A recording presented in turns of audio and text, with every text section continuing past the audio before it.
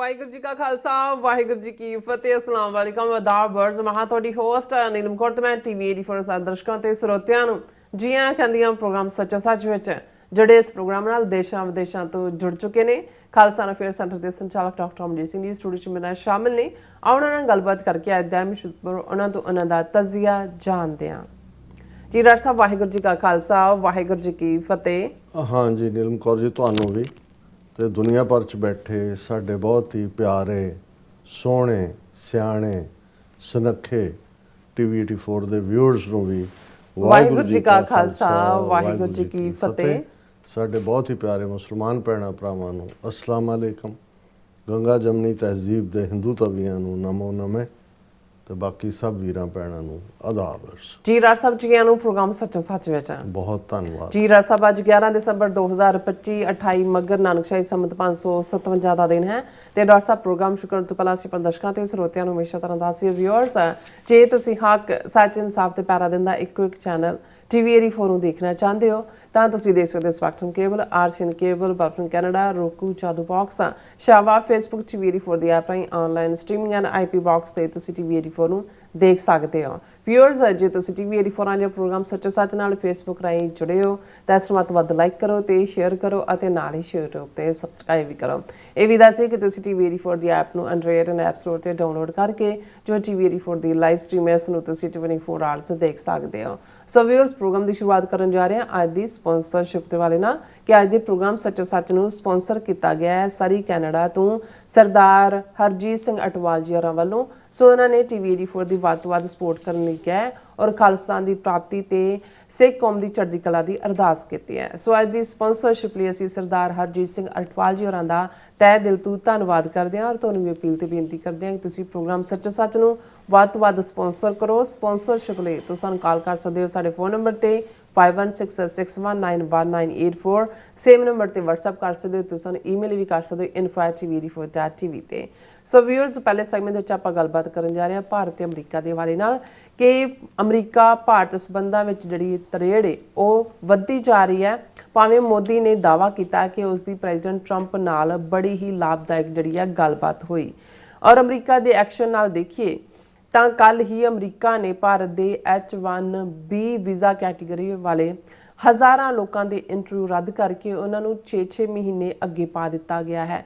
ਸੋ ਇਸ ਤੋਂ ਕੀ ਸਿੱਟਾ ਨਿਕਲਦਾ ਹੈ ਇਸ ਬਾਰੇ ਆਪਾਂ ਗੱਲਬਾਤ ਕਰਨ ਜਾ ਰਹੇ ਹਾਂ। ਸੋ ਅਸੀਂ ਚਾਹਾਂਗੇ ਤੁਸੀਂ ਇਸੇ ਤਰ੍ਹਾਂ ਬੜੇ ਰਹਿਣਾ ਦੇਖਣ ਸੁਣਨ ਲਈ ਤੁਹਾਡਾ ਸਭ ਦਾ ਬਹੁਤ ਬਹੁਤ ਸ਼ੁਕਰੀਆ। ਜੀ ਰਾਜ ਸਾਹਿਬ ਕੀ ਕਹਿਣਾ ਚਾਹੋਗੇ? ਦੇਖੋ ਅਸੀਂ ਸਭ ਤੋਂ ਪਹਿਲਾਂ ਆਪਣੇ ਦਰਸ਼ਕਾਂ ਨੂੰ ਇਹ ਦੱਸਣਾ ਚਾਹੁੰਦੇ ਹਾਂ ਕਿ ਸਾਡੀ ਕੋਸ਼ਿਸ਼ ਹੁੰਦੀ ਹੈ ਕਿ ਖਾਸ ਮੌਕਿਆਂ 'ਤੇ ਅਸੀਂ ਵਿਸ਼ੇਸ਼ ਪ੍ਰੋਗਰਾਮ ਵੀ ਇਸ ਪਲੇਟਫਾਰਮ ਤੋਂ ਸੱਚੋ ਸੱਚ ਦੇ ਤੁਹਾਡੇ ਸਾਹਮਣੇ ਲਿਆਈਏ। ਕੱਲ੍ਹ 10 ਦਸੰਬਰ ਦਾ ਦਿਨ ਸੀ ਇੰਟਰਨੈਸ਼ਨਲ ਹਿਊਮਨ ਰਾਈਟਸ ਡੇ ਔਰ ਇਸ 'ਚ ਕੋਈ ਸ਼ੱਕ ਨਹੀਂ ਹੈ ਕਿ ਅੱਜ ਤੋਂ 20-25 ਸਾਲ ਪਹਿਲਾਂ ਤਾਂ ਅਸੀਂ ਇਸ ਦਿਨ ਦੇ ਉੱਤੇ ਉਵੇਂ ਹੀ ਯੂਨਾਈਟਿਡ ਨੇਸ਼ਨਸ ਦੇ ਬਾਹਰ ਪ੍ਰੋਟੈਸਟ ਵੀ ਕਰਦੇ ਸੀ ਜਿਵੇਂ ਅਸੀਂ 6 ਜੂਨ ਨੂੰ ਕਰਦੇ। ਹੌਲੀ ਹੌਲੀ ਜਿਹੜੇ ਹੋਰ ਬਹੁਤ ਸਾਰੇ ਪ੍ਰੋਟੈਸਟ ਵੱਧ ਗਏ ਤੇ 10 ਦਸੰਬਰ ਇੱਕ ਸਾਈਡ ਲਾਈਨ ਹੋ ਗਿਆ। ਲੇਕਿਨ ਇਸ ਵਾਰ ਇਹ ਖੁਸ਼ੀ ਦੀ ਗੱਲ ਸੀ ਕਿ ਦਲ ਖਾਲਸਾ ਵੱਲੋਂ ਅੰਮ੍ਰਿਤਸਰ ਸ਼ਹਿਰ 'ਚ ਬਹੁਤ ਵੱਡੀ ਕਾਨਫਰੰਸ ਮਾਰਚ ਇਸ ਨੂੰ ਲੈ ਕੇ ਰੱਖਿਆ ਗਿਆ ਸੀ ਔਰ ਕਿਉਂਕਿ ਇਹ ਗੁਰੂ ਤੇਗ ਬਹਾਦਰ ਸਾਹਿਬ ਦਾ 350 ਸਾਲਾ ਉਹਨਾਂ ਦੀ ਸ਼ਹੀਦੀ ਯਾਦ ਨਾਲ ਜੁੜਿਆ ਵਰ੍ਹਾ ਵੀ ਸੀ ਔਰ ਜਿਵੇਂ ਸਾਡੇ 2-3 ਦਿਨ ਪਹਿਲਾਂ ਟੀਵੀ 84 ਦੇ ਪਲੇਟਫਾਰਮ ਤੋਂ ਦਲ ਖਾਲਸਾ ਦੀ ਕਾਨਫਰੰਸ ਵੀ ਜਿਹਦੇ 'ਚ ਉਹਨਾਂ ਨੇ ਬੜੇ ਚੰਗੇ ਢੰਗ ਨਾਲ ਆਰਟੀਕੂਲੇਟ ਕੀਤਾ ਸੀ ਕਿ ਇੱਕ ਪੀਰੀਅਡ ਸੀ ਕਿ ਕਸ਼ਮੀਰੀ ਪੰਡਤ ਔਰ ਬਾਕੀ ਹਿੰਦੂ ਜਿਹੜੇ ਵਿਕਟਮ ਸੀ ਉਹ ਪੁਕਾਰ ਲੈ ਕੇ ਆਏ ਸੀ ਔਰ ਗੁਰੂ ਤੇਗ ਬਹਾਦਰ ਸਾਹਿਬ ਨੇ ਮੁੱਢਲੇ ਮਨੁੱਖੀ ਹੱਕਾਂ ਦੇ ਲਈ ਆਪਣੀ ਸ਼ਹਾਦਤ ਦਿੱਤੀ ਸੀ ਔਰ ਉਹਨਾਂ ਨੇ ਇਸ ਵਾਰ ਜੋ ਕੁਝ ਕਸ਼ਮੀਰ ਦੇ ਵਿੱਚ ਹਿੰਦੂ ਤਵੀ ਰਜੀਮ ਵੱਲੋਂ ਕੀਤਾ ਜਾ ਰਿਹਾ ਹੈ ਜਿਸ ਕਿਸਮ ਦਾ ਜ਼ੁਲਮ ਬਰਾਬਰ ਜਾਰੀ ਹੈ ਉਸ ਨੂੰ ਆਧਾਰ ਬਣਾ ਕੇ ਉਹਨਾਂ ਨੇ ਕਿਹਾ ਸੀ ਕਿ ਭਾਈ ਅਸੀਂ ਕਸ਼ਮੀਰੀ ਆਪਣੇ ਵੀਰਾਂ ਭੈਣਾਂ ਦੇ ਲਈ ਹਾਂ ਦਾ ਨਾਅਰਾ ਮਾਰਦੇ ਹਾਂ ਔਰ ਇਹ ਸਾਰੇ ਨੂੰ ਉਹਨਾਂ ਨੇ ਬੜੇ ਚੰਗੇ ਢੰਗ ਨਾਲ ਇੱਕ ਸੈਮੀਨਾਰ ਕਾਨਫਰੰਸ ਮਾਰਚ ਦੇ ਰੂਪ 'ਚ ਆਰਗੇਨਾਈਜ਼ ਕੀਤਾ ਕਿਉਂਕਿ ਟੀਵੀ 84 ਦੀ ਟੀਮ ਭਾਵੇਂ ਆਪਣੇ ਢੰਗ ਤਰੀਕੇ ਦੇ ਨਾਲ ਪੰਜਾਬ ਦੇ ਵਿੱਚ ਵੀ ਅੱਡ ਜਿਹੜੇ ਸਮਾਗਮ ਨੇ ਜਿਵੇਂ ਪੰਜਾਬ ਯੂਨੀਵਰਸਿਟੀ 'ਚ ਚੱਲਿਆ ਧਰਨਾ ਸੀ ਜਾਂ ਸ਼ਹੀਦੀ ਸਮਾਗਮ ਹੁੰਦੇ ਨੇ ਸੋ ਉਹ ਸਾਰੇ ਪ੍ਰੋਗਰਾਮ ਦੀ ਕਵਰੇਜ ਸਾਡੇ ਕੋਲ ਆ ਗਈ ਸੀ ਔਰ ਇਸ ਲਈ ਇਸ ਨੂੰ ਜਿਹੜਾ ਅਸੀਂ ਜ਼ਰੂਰੀ ਸਮਝਿਆ ਕਿ 10 ਦਸੰਬਰ ਦਾ ਪ੍ਰੋਗਰਾਮ ਹਿਊਮਨ ਰਾਈਟਸ ਡੇ ਦੇ ਤੌਰ ਤੇ ਉਸ ਧਰਤੀ ਤੋਂ ਇੱਥੇ ਜਿਹੜੇ ਲੋਕ ਕਹਿੰਦੇ ਨੇ ਕਿ ਜੀ ਬਾਹਰ ਬੈਠੇ ਤੁਸੀਂ ਗੱਲਾਂ ਕਰਦੇ ਹੋ, ਉੱਥੇ ਆਓ। ਅਸੀਂ ਐਪਰੀਸ਼ੀਏਟ ਕਰਦੇ ਹਾਂ ਕਿ ਦਲ ਖਾਲਸਾ, ਸ਼੍ਰੋਮਣੀ ਅਕਾਲੀ ਦਲ ਅੰਮ੍ਰਿਤਸਰ, ਇਹ ਉਹ ਬਾਡੀਜ਼ ਨੇ ਜਿਹੜੀਆਂ ਉਸ ਧਰਤੀ ਦੇ ਉੱਤੇ ਜਿਹੜਾ ਹੈ ਉਹ ਖੁੱਲ੍ਹ ਕੇ ਆਪਣੇ ਮੁੱਦੇ ਨੂੰ, ਖਾਸ ਤੌਰ ਤੇ ਖਾਲਿਸਤਾਨ ਦੇ ਕਨਸੈਪਟ ਨੂੰ ਆਰਟੀਕੂਲੇਟ ਕਰਦੀਆਂ ਨੇ। ਔਰ ਇਸ ਵੇਲੇ ਯੰਗ ਲੀਡਰਸ਼ਿਪ ਵੀ ਔਰ ਯੰਗ ਵਲੰਟੀਅਰ ਵੀ ਉਸ ਦਾ ਹਿੱਸਾ ਨੇ। ਸੋ ਕੱਲ ਦੇ ਪ੍ਰੋਗਰਾਮ ਦੇ ਵਿੱਚ ਅਸੀਂ ਉਸ ਪ੍ਰੋਗਰਾਮ ਨੂੰ ਇੰਪਲੀਮੈਂਟ ਕੀਤਾ। ਸੈਕੰਡਲੀ, ਜਿਵੇਂ ਅਸੀਂ ਪਹਿਲਾਂ ਵੀ ਕਿਹਾ ਸੀ ਕਿ ਸਾਡਾ ਜਿਹੜਾ ਦਸੰਬਰ ਦਾ ਮਹੀਨਾ ਹੈ, ਖਾਸ ਤੌਰ ਤੇ ਸਾਡੀ ਕੋਸ਼ਿਸ਼ ਹੈ ਕਿ ਅਸੀਂ TV 84 ਨੂੰ ਜਿਹੜਾ ਫਾਈਨੈਂਸ਼ੀਅਲ ਕਰੰਚ ਹੈ ਉਸ ਚੋਂ ਕੱਢ ਸਕੀਏ। ਔਰ ਇਹ ਅਸੀਂ ਅਪੀਲ ਵੀ ਕਰਦੇ ਹਾਂ ਪੁਰਜ਼ੋਰ ਕਿ ਜਿਨ੍ਹਾਂ ਨੇ ਹੁਣ ਤੱਕ ਕੰਟਰੀਬਿਊਟ ਨਹੀਂ ਕੀਤਾ, ਭਾਵੇਂ ਉਹ ਰੈਗੂਲਰ ਪਿਛਲੇ ਪੀਰੀਅਡ ਦੇ ਕੰਟਰੀਬਿਊਟਰ ਹੋਣ, ਦਸੰਬਰ ਮਹੀਨੇ 'ਚ ਇਹਨੂੰ ਯਕੀਨੀ ਬਣਾਓ ਜਿੱਥੇ ਕਿ ਬਾਕੀ ਤੁਸੀਂ ਪਾਸੇ ਇਨਵੋਲਵ ਹੁੰਦੇ ਹੋ ਕਿ ਵੱਧ ਤੋਂ ਵੱਧ ਡੋਨੇਟ ਕਰੋ। ਸੋ ਉਸ ਨੂੰ ਲੈ ਕੇ ਵੀ ਸਾਡੀ ਥੋੜ੍ਹੀ ਬਹੁਤ ਟਰੈਵਲ ਅਰਾਊਂਡ ਵੀ ਹੈ। ਸੋ ਇਸ ਲਈ ਜੇ ਕੋਈ ਗੈਰ ਹਾਜ਼ਰੀ ਵੀ ਹੋਏ ਤਾਂ ਸਾਨੂੰ ਇਸ ਦੇ ਲਈ ਮਾਫ ਕੀਤਾ ਜਾਏ। ਕੰਮ ਅਸੀਂ TV 84 ਦੀ ਗੱਲ ਨੂੰ ਹੀ ਅੱਗੇ ਤੋਰਨ ਦੇ ਲਈ ਕਰ ਰਹੇ ਹਾਂ। ਔਰ ਕਮਿੰਗ ਵੀਕਐਂਡ ਵੀ ਸਾਡਾ ਸਰੀ, ਜਿੱਥੇ ਗੁਰਦੁਆਰਾ ਸਾਹਿਬ ਐਬਸਫੋਰਡ 'ਚ ਸ਼ਹੀਦਾਂ ਦੀ ਯਾਦ ਦੇ ਵਿੱਚ ਸਮਾਗਮ ਹੈ, ਉਸ 'ਚ ਅਸੀਂ ਸ਼ਮੂਲੀਅਤ ਕਰਨੀ ਹੈ। ਸੋ ਸਾਡੀ ਇਸ ਪੀਰੀਅਡ 'ਚ ਕੋਸ਼ਿਸ਼ ਜ਼ਰੂਰ ਹੋਏਗੀ, ਜਿਵੇਂ ਜਿਹੜੇ ਵੱਡੇ ਪ੍ਰੋਗਰਾਮ ਹੁੰਦੇ ਨੇ, ਜਿਵੇਂ ਵਿੰਡਜ਼ਰ ਦੇ ਵਿੱਚ ਲਗਾਤਾਰਤਾ ਨਾਲ 5-6 ਘੰਟੇ 2 ਸੈਸ਼ਨ ਚੱਲੇ, ਉਹਨਾਂ ਨੂੰ ਅਸੀਂ ਪ੍ਰੋਪਰਲੀ ਐਡਿਟ ਕਰਕੇ ਜਿਹੜਾ ਉਹ ਤੁਹਾਡੇ ਤੱਕ ਲਿਆਂਦੇ ਹਾਂ। ਸੋ ਇਹ ਜਿਹੜਾ ਸਾਰਾ ਕੰਮ ਹੈ ਇਹ ਕੋਈ ਇੱਕ ਬੰਦੇ ਦਾ ਕੰਮ ਨਹੀਂ ਹੈ। ਹਾਲਾਂਕਿ ਸਾਡੇ ਕੋਲ ਜਾਣਕਾਰੀ ਦੇਣ ਦੇ ਲਈ ਬਹੁਤ ਸਾਰੇ ਸਾਡੇ ਵਲੰਟੀਅਰ ਵੀਰ ਭੈਣਾਂ ਜਿਹੜੇ ਇਸ ਦੇ ਵਿੱਚ ਆਪਣਾ ਯੋਗਦਾਨ ਪਾਉਂਦੇ ਨੇ। ਰੁਕਾਵਟਾਂ ਵੀ ਨੇ। ਸਾਡਾ sos@tv84.tv ਦਾ ਈਮੇਲ ਜਿਹੜਾ ਪਿਛਲੇ ਲਗਭਗ 3-4 ਹਫ਼ਤੇ ਤੋਂ ਬਲੌਕ ਕੀਤਾ ਹੋਇਆ ਹੈ। ਇਸ ਕਰਕੇ ਸਾਡੇ ਤੱਕ ਸਾਡੇ TV 84 ਦੇ ਜਿਨ੍ਹਾਂ ਨੂੰ ਅਸੀਂ ਸ਼ਾਇਰ ਕਹਿੰਦੇ ਹਾਂ, ਉਹਨਾਂ ਦੀਆਂ ਨਜ਼ਮਾਂ ਵੀ ਨਹੀਂ ਪਹੁੰਚ ਪਾਈਆਂ ਔਰ ਬਹੁਤ ਸਾਰੀਆਂ ਲਿਖਤਾਂ ਜਿਹੜੀਆਂ ਸਿੱਧੇ ਤੌਰ ਤੇ ਆਉਂਦੀਆਂ ਸੀ ਉਹ ਵੀ ਨਹੀਂ ਆ ਪਾਈਆਂ। ਸੋ ਇਹਨਾਂ ਸਾਰੀਆਂ ਰੁਕਾਵਟਾਂ ਦੇ ਬਾਵਜੂਦ ਸਾਡੀ ਲਗਭਗ 15 ਬੀਬੀਆਂ ਔਰ ਸੱਜਣਾ ਦੀ ਟੀਮ ਹੈ ਜਿਹੜੇ ਦਿਨ ਰਾਤ ਮਿਹਨਤ ਕਰਦੇ ਨੇ। ਸਾਡੀ ਕੋਸ਼ਿਸ਼ ਹੁੰਦੀ ਹੈ ਕਿ ਜਿਹੜਾ ਹੋਰ ਕਿਸੇ ਪਾਸੇ ਨਾ ਕਿਸੇ ਨੇ ਦਿਖਾਣਾ ਹੈ, ਔਰ ਅਸੀਂ ਜਿਹੜਾ ਹੈ ਉਹ ਸਾਡੇ ਤੇ ਮੋਨੇਟਾਈਜੇਸ਼ਨ ਦੇ ਉੱਤੇ ਵੀ ਪਾਬੰਦੀ ਹੈ, ਪਰ ਅਸੀਂ ਆਪਣੇ ਤੌਰ ਦੇ ਉੱਤੇ ਜੋ ਕਰ ਸਕਦੇ ਹਾਂ ਕਰਨ ਦੀ ਕੋਸ਼ਿਸ਼ ਕਰਦੇ ਹਾਂ। ਔਰ ਸਾਡਾ ਦਾਰਮਦਾਰ ਤੁਹਾਡੇ ਸਭ ਦੀ ਫਾਈਨੈਂਸ਼ੀਅਲ ਮਦਦ ਦੇ ਨਾਲ ਜੁੜਿਆ ਹੋਇਆ ਹੈ। ਐਡਰੈਸ ਤੁਸੀਂ ਰੋਜ਼ਾਨਾ ਦੁਹਰਾਉਂਦੇ ਹੋ। TV 84 ਲਿਖਣਾ ਕੋਈ ਔਖਾ ਨਹੀਂ ਹੈ ਕਿਸੇ ਚੈੱਕ ਦੇ ਉੱਤੇ, ਬਹੁਤ ਔਖੇ ਲਫ਼ਜ਼ ਨਹੀਂ ਨੇ। ਸੋ ਵੱਧ ਤੋਂ ਵੱਧ ਕੰਟਰੀਬਿਊਟ ਵੀ ਕਰੋ। ਦੋ ਡਿਵੈਲਪਮੈਂਟਸ ਜਿਹੜੀਆਂ ਪਿਛਲੇ ਦਿਨਾਂ ਦੇ ਵਿੱਚ ਹੋਈਆਂ, ਖਾਸ ਤੌਰ ਤੇ ਇੱਕ ਸਾਡੇ ਬੜੇ ਹੀ ਨੌਜਵਾਨ ਬੱਚਾ ਜਿਹੜਾ, ਕਿਉਂਕਿ ਜਦੋਂ ਅਸੀਂ ਦੇਖ ਰਹੇ ਹਾਂ ਵੀ ਕੈਨੇਡਾ ਦੇ ਵਿੱਚ ਕੋਸਟ ਟੂ ਕੋਸਟ, ਸਰੀ ਤੋਂ ਲੈ ਕੇ ਬਰੈਂਪਟਨ ਤੱਕ ਜਿਸ ਕਿਸਮ ਦਾ ਫਰੋਤੀਆਂ ਨੂੰ ਲੈ ਕੇ ਵੀ ਔਰ ਵੈਸੇ ਵੀ ਵਾਇਲੈਂਸ, ਕੋਈ ਦਿਨ ਐਸਾ ਨਹੀਂ ਹੁੰਦਾ ਜਦੋਂ ਇਹ ਨਾ ਹੋਏ ਫਲਾਂ ਥਾਂ ਗੋਲੀ ਚੱਲੀ, ਫਲਾਂ ਥਾਂ ਹੋਇਆ।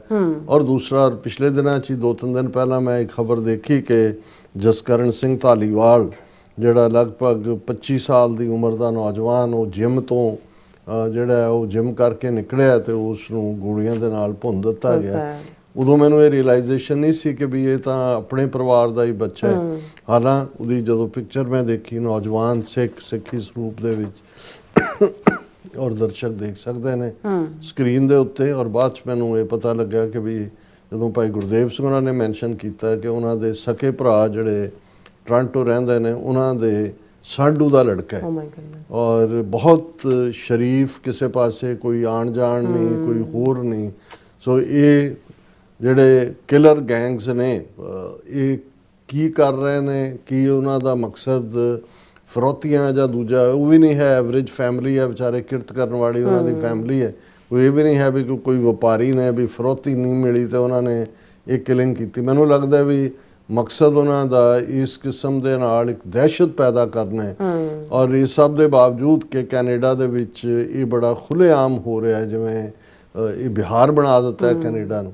ਲੇਕਿਨ ਇਹ ਇਸ ਗੱਲ ਨੇ ਵੀ ਕੈਨੇਡਾ ਦੇ ਜਿਵੇਂ ਭਾਰਤ ਦੇ ਨਾਲ ਵਪਾਰਕ ਡੀਲਸ ਵਾਪਸ ਸ਼ੁਰੂ ਕਰਨ ਦੀ ਲਾਈਨ, ਹਾਈ ਕਮਿਸ਼ਨਰ ਦਾ ਆਉਣਾ, ਔਰ ਹਾਈ ਕਮਿਸ਼ਨਰ ਜਿਹੜਾ ਹੈ ਉਹ ਧੜੱਲੇ ਦੇ ਨਾਲ ਆ। ਹੁਣ ਪਰਸੋਂ ਹੀ ਦਿਨੇਸ਼ ਪਟਨਾਇਕ ਸਪੀਕਰ ਜਿਹੜਾ ਦੇ ਚੈਂਬਰ 'ਚ ਬੈਠਾ ਸੀ, ਉਹਦੀ ਕੁਰਸੀ ਦੇ ਉੱਤੇ ਜਾ ਕੇ, ਔਰ ਆਉਣ ਵਾਲੇ ਸਾਲ ਦੇ ਵਿੱਚ ਵੀ ਜਿਹੜਾ ਕੈਨੇਡੀਅਨ ਪ੍ਰਾਈਮ ਮਿਨਿਸਟਰ ਨੇ ਇੰਡੀਆ ਜਾਣਾ।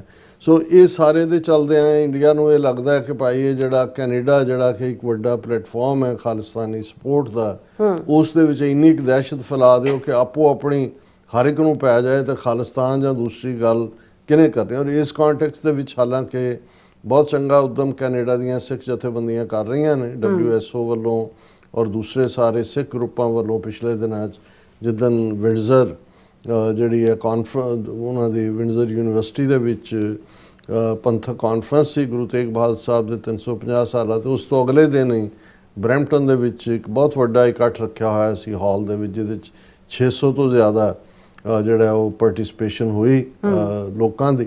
ਔਰ ਇਹ ਫੋਕਸ ਇਹਦੇ ਤੇ ਹੀ ਸੀ ਜੋ ਇਸ ਕਿਸਮ ਦੀ ਜਿਹੜੀ ਹੈ ਵਾਇਲੈਂਸ, ਦਹਿਸ਼ਤਗਰਦੀ ਔਰ ਇਹ ਸਾਰਾ ਫਿਰੌਤੀਆਂ ਦਾ ਸਿਲਸਿਲਾ ਚੱਲ ਰਿਹਾ। ਉਹਦੇ 'ਚ ਉਹਨਾਂ ਦੇ ਕੁਝ MP ਵੀ ਆਏ, ਕੁਝ ਦੂਸਰੇ ਵੀ ਆਏ। ਔਰ ਉਸੇ ਹੀ ਕੰਟੈਕਸਟ ਦੇ ਵਿੱਚ ਜਿਵੇਂ ਅੱਜ ਹੀ ਮੈਨੂੰ ਦੱਸਿਆ ਗਿਆ ਵੀ ਸਰੀ ਦੇ ਵਿੱਚ ਵੀ ਵੱਡੇ ਹਾਲ ਦੇ ਵਿੱਚ ਆਉਣ ਵਾਲੇ ਸੰਡੇ ਇੱਕ ਵੱਡਾ ਇਕੱਠ ਰੱਖਿਆ ਗਿਆ, ਜਿਹਦੇ 'ਚ ਉਹ ਲਾਅ ਐਨਫੋਰਸਮੈਂਟ ਵਾਲਿਆਂ ਨੂੰ ਵੀ ਸੱਦਦੇ ਨੇ, ਪੋਲੀਟੀਕਲ ਨੂੰ ਵੀ ਸੱਦਦੇ ਨੇ, ਔਰ ਉਸ ਤੋਂ ਬਾਅਦ ਇਸ ਕਿਸਮ ਦੇ ਇਕੱਠ ਕੈਲਗਰੀ 'ਚ ਵੀ ਰੱਖਿਆ ਜਾਣਾ। ਸੋ ਇਹ ਠੀਕ ਹੈ ਕਿ ਅਵੇਅਰਨੈਸ ਲੈਵਲ ਔਰ ਇਸ ਦੇ ਉੱਤੇ ਕੰਮ ਹੋ ਰਿਹਾ ਹੈ। ਸੋ ਅਸੀਂ ਜਸਕਰਨ ਸਿੰਘ ਧਾਲੀਵਾਲ, ਜਿਨ੍ਹਾਂ ਦੇ ਪਿਤਾ ਜੀ ਭੋਲਾ ਸਿੰਘ ਧਾਲੀਵਾਲ, ਮੋਹੀ ਉਹਨਾਂ ਦਾ ਨਿਕਨੇਮ ਹੈ, ਉਹਨਾਂ ਦੇ ਨਾਲ ਅਫਸੋਸ ਦਾ ਇਜ਼ਹਾਰ ਕਰਦੇ ਹਾਂ। ਔਰ 25 ਸਾਲ ਦਾ ਨੌਜਵਾਨ ਖੂਬਸੂਰਤ ਗੱਭਰੂ ਪੁੱਤਰ ਉਹਨਾਂ ਦਾ ਜਿਹੜਾ ਉਹਨਾਂ ਤੋਂ ਖੋਹ ਲਿਆ ਗਿਆ। ਔਰ ਜਸਕਰਨ ਸਿੰਘ ਧਾਲੀਵਾਲ ਹੋਰਾਂ ਦੀ ਜਿਹੜੀ ਫਿਊਨਰਲ ਸਰਵਿਸ ਹੈ ਉਹ ਬੁੱਧਵਾਰ 17 ਦਸੰਬਰ ਨੂੰ 11 ਤੋਂ 1 ਵਜੇ ਤੱਕ ਬਰੈਂਪਟਨ ਕ੍ਰੈਮੇਟੋਰੀਅਮ ਤੇ visitation centre sweet A&B 30 Brampton court Brampton ਵਿਖੇ ਹੋਣੀ ਹੈ। ਸੋ ਜਿਹੜੇ ਵੀਰ ਭੈਣਾਂ ਉੱਥੇ ਨੇ, ਹਾਲਾਂਕਿ ਉਹਨਾਂ ਦੇ ਪਰਿਵਾਰਾਂ ਨੇ ਸਾਰਿਆਂ ਨੇ ਮੈਂਸ਼ਨ ਵੀ ਜਿਹੜਾ ਉਹਨਾਂ ਨੂੰ ਪਤਾ ਹੋਏਗਾ, ਲੇਕਿਨ ਅਸੀਂ ਜਿਹੜਾ ਇਸ ਨੌਜਵਾਨ ਨੂੰ ਜਿਹੜਾ ਬਿਲਕੁਲ ਅਜੇ ਤੁਸੀਂ 25 ਸਾਲਾਂ ਦਾ ਗੱਭਰੂ, ਮਾਪਿਓ ਲਈ ਹੋਪ ਹੁੰਦਾ ਜਦੋਂ ਤੁਸੀਂ ਬੱਚਾ ਪਾਲਦੇ ਹੋ ਔਰ ਕਮਾਊ ਹੋਣਾ ਸ਼ੁਰੂ ਹੁੰਦਾ ਔਰ ਵਿਦਆਊਟ ਐਨੀ ਰੀਜ਼ਨ। ਇੱਕ ਤਾਂ ਹੁੰਦਾ ਜੀ ਕੋਈ ਵਾਇਲੈਂਸ, ਕੋਈ ਘਰੇਲੂ ਹੋ ਗਿਆ, ਕੋਈ ਹੋਰ ਹੋ ਗਿਆ। ਸੋ ਇਹ ਜਿਹੜਾ ਭਾਰਤੀ ਹਾਕਮਾਂ ਦੇ ਗੰਦੇ ਹੱਥ ਟਰਾਂਸਨੈਸ਼ਨਲ ਰਿਪਰੈਸ਼ਨ ਦੇ ਥੱਲੇ, ਉਹ ਤਾਂ ਉਹਨਾਂ ਨੇ ਐਕਟਿਵਿਸਟ ਨੂੰ ਤਾਂ ਟਾਰਗੇਟ ਕੀਤਾ ਹੀ ਸੀ। ਹੁਣ ਜਿਹੜੇ ਅਦਰਵਾਈਜ਼ ਵੀ ਜਿਹੜੇ ਸਿੱਖੀ ਸਰੂਪ ਹੈ ਜਾਂ ਆਪਣੇ ਕਮਿਊਨਿਟੀ ਦੇ ਜਿਹੜੇ ਨੇ, ਉਹਨਾਂ ਦੇ ਵਿੱਚ ਇੱਕ ਦਹਿਸ਼ਤਗਰਦੀ ਫੈਲਾਉਣ ਦੀ ਹੈ ਲਾਈਨ ਹੈ। ਦੂਸਰੀ ਖਬਰ ਜਿਸ ਦਾ ਅਸੀਂ ਜ਼ਿਕਰ ਕਰਨਾ ਚਾਹੁੰਦੇ ਹਾਂ, ਜਦੋਂ ਅਸੀਂ ਇਹ ਕਹਿੰਦੇ ਹਾਂ ਕਿ ਭਾਈ ਅਸੀਂ ਜਿਹੜੇ ਡਾਇਸਪੋਰਾ ਦਾ ਕੀ ਯੋਗਦਾਨ ਹੈ, ਔਰ ਉੱਥੇ ਬੈਠੇ ਕਈ ਵਾਰ ਕਹਿਣਗੇ ਕਿ ਜੀ ਉੱਥੇ ਬੈਠੇ ਗੱਲਾਂ ਕਰਦੇ ਹੋ, ਇੱਥੇ ਆ ਕੇ ਗੱਲ ਕਰੋ। ਉਹਨਾਂ ਨੂੰ ਇਹ ਭੁੱਲ ਜਾਂਦਾ ਹੈ ਕਿ ਵੀ ਡਾਇਸਪੋਰਾ 'ਚੋਂ ਜਾ ਕੇ ਹੀ ਨਹੀਂ, ਵੀ ਗੱਲ ਕਰਨ ਵਾਲਿਆਂ ਨੇ ਪੰਜਾਬ 'ਚ ਜਾ ਕੇ ਗੱਲ ਕੀਤੀ, ਜਾਂ ਉੱਥੇ ਬੈਠੀਆਂ ਸਾਡੇ ਜਿਹੜੇ ਸਿੱਖ ਐਕਟਿਵਿਸਟ ਵੀ ਗੱਲ ਕਰ ਰਹੇ ਨੇ।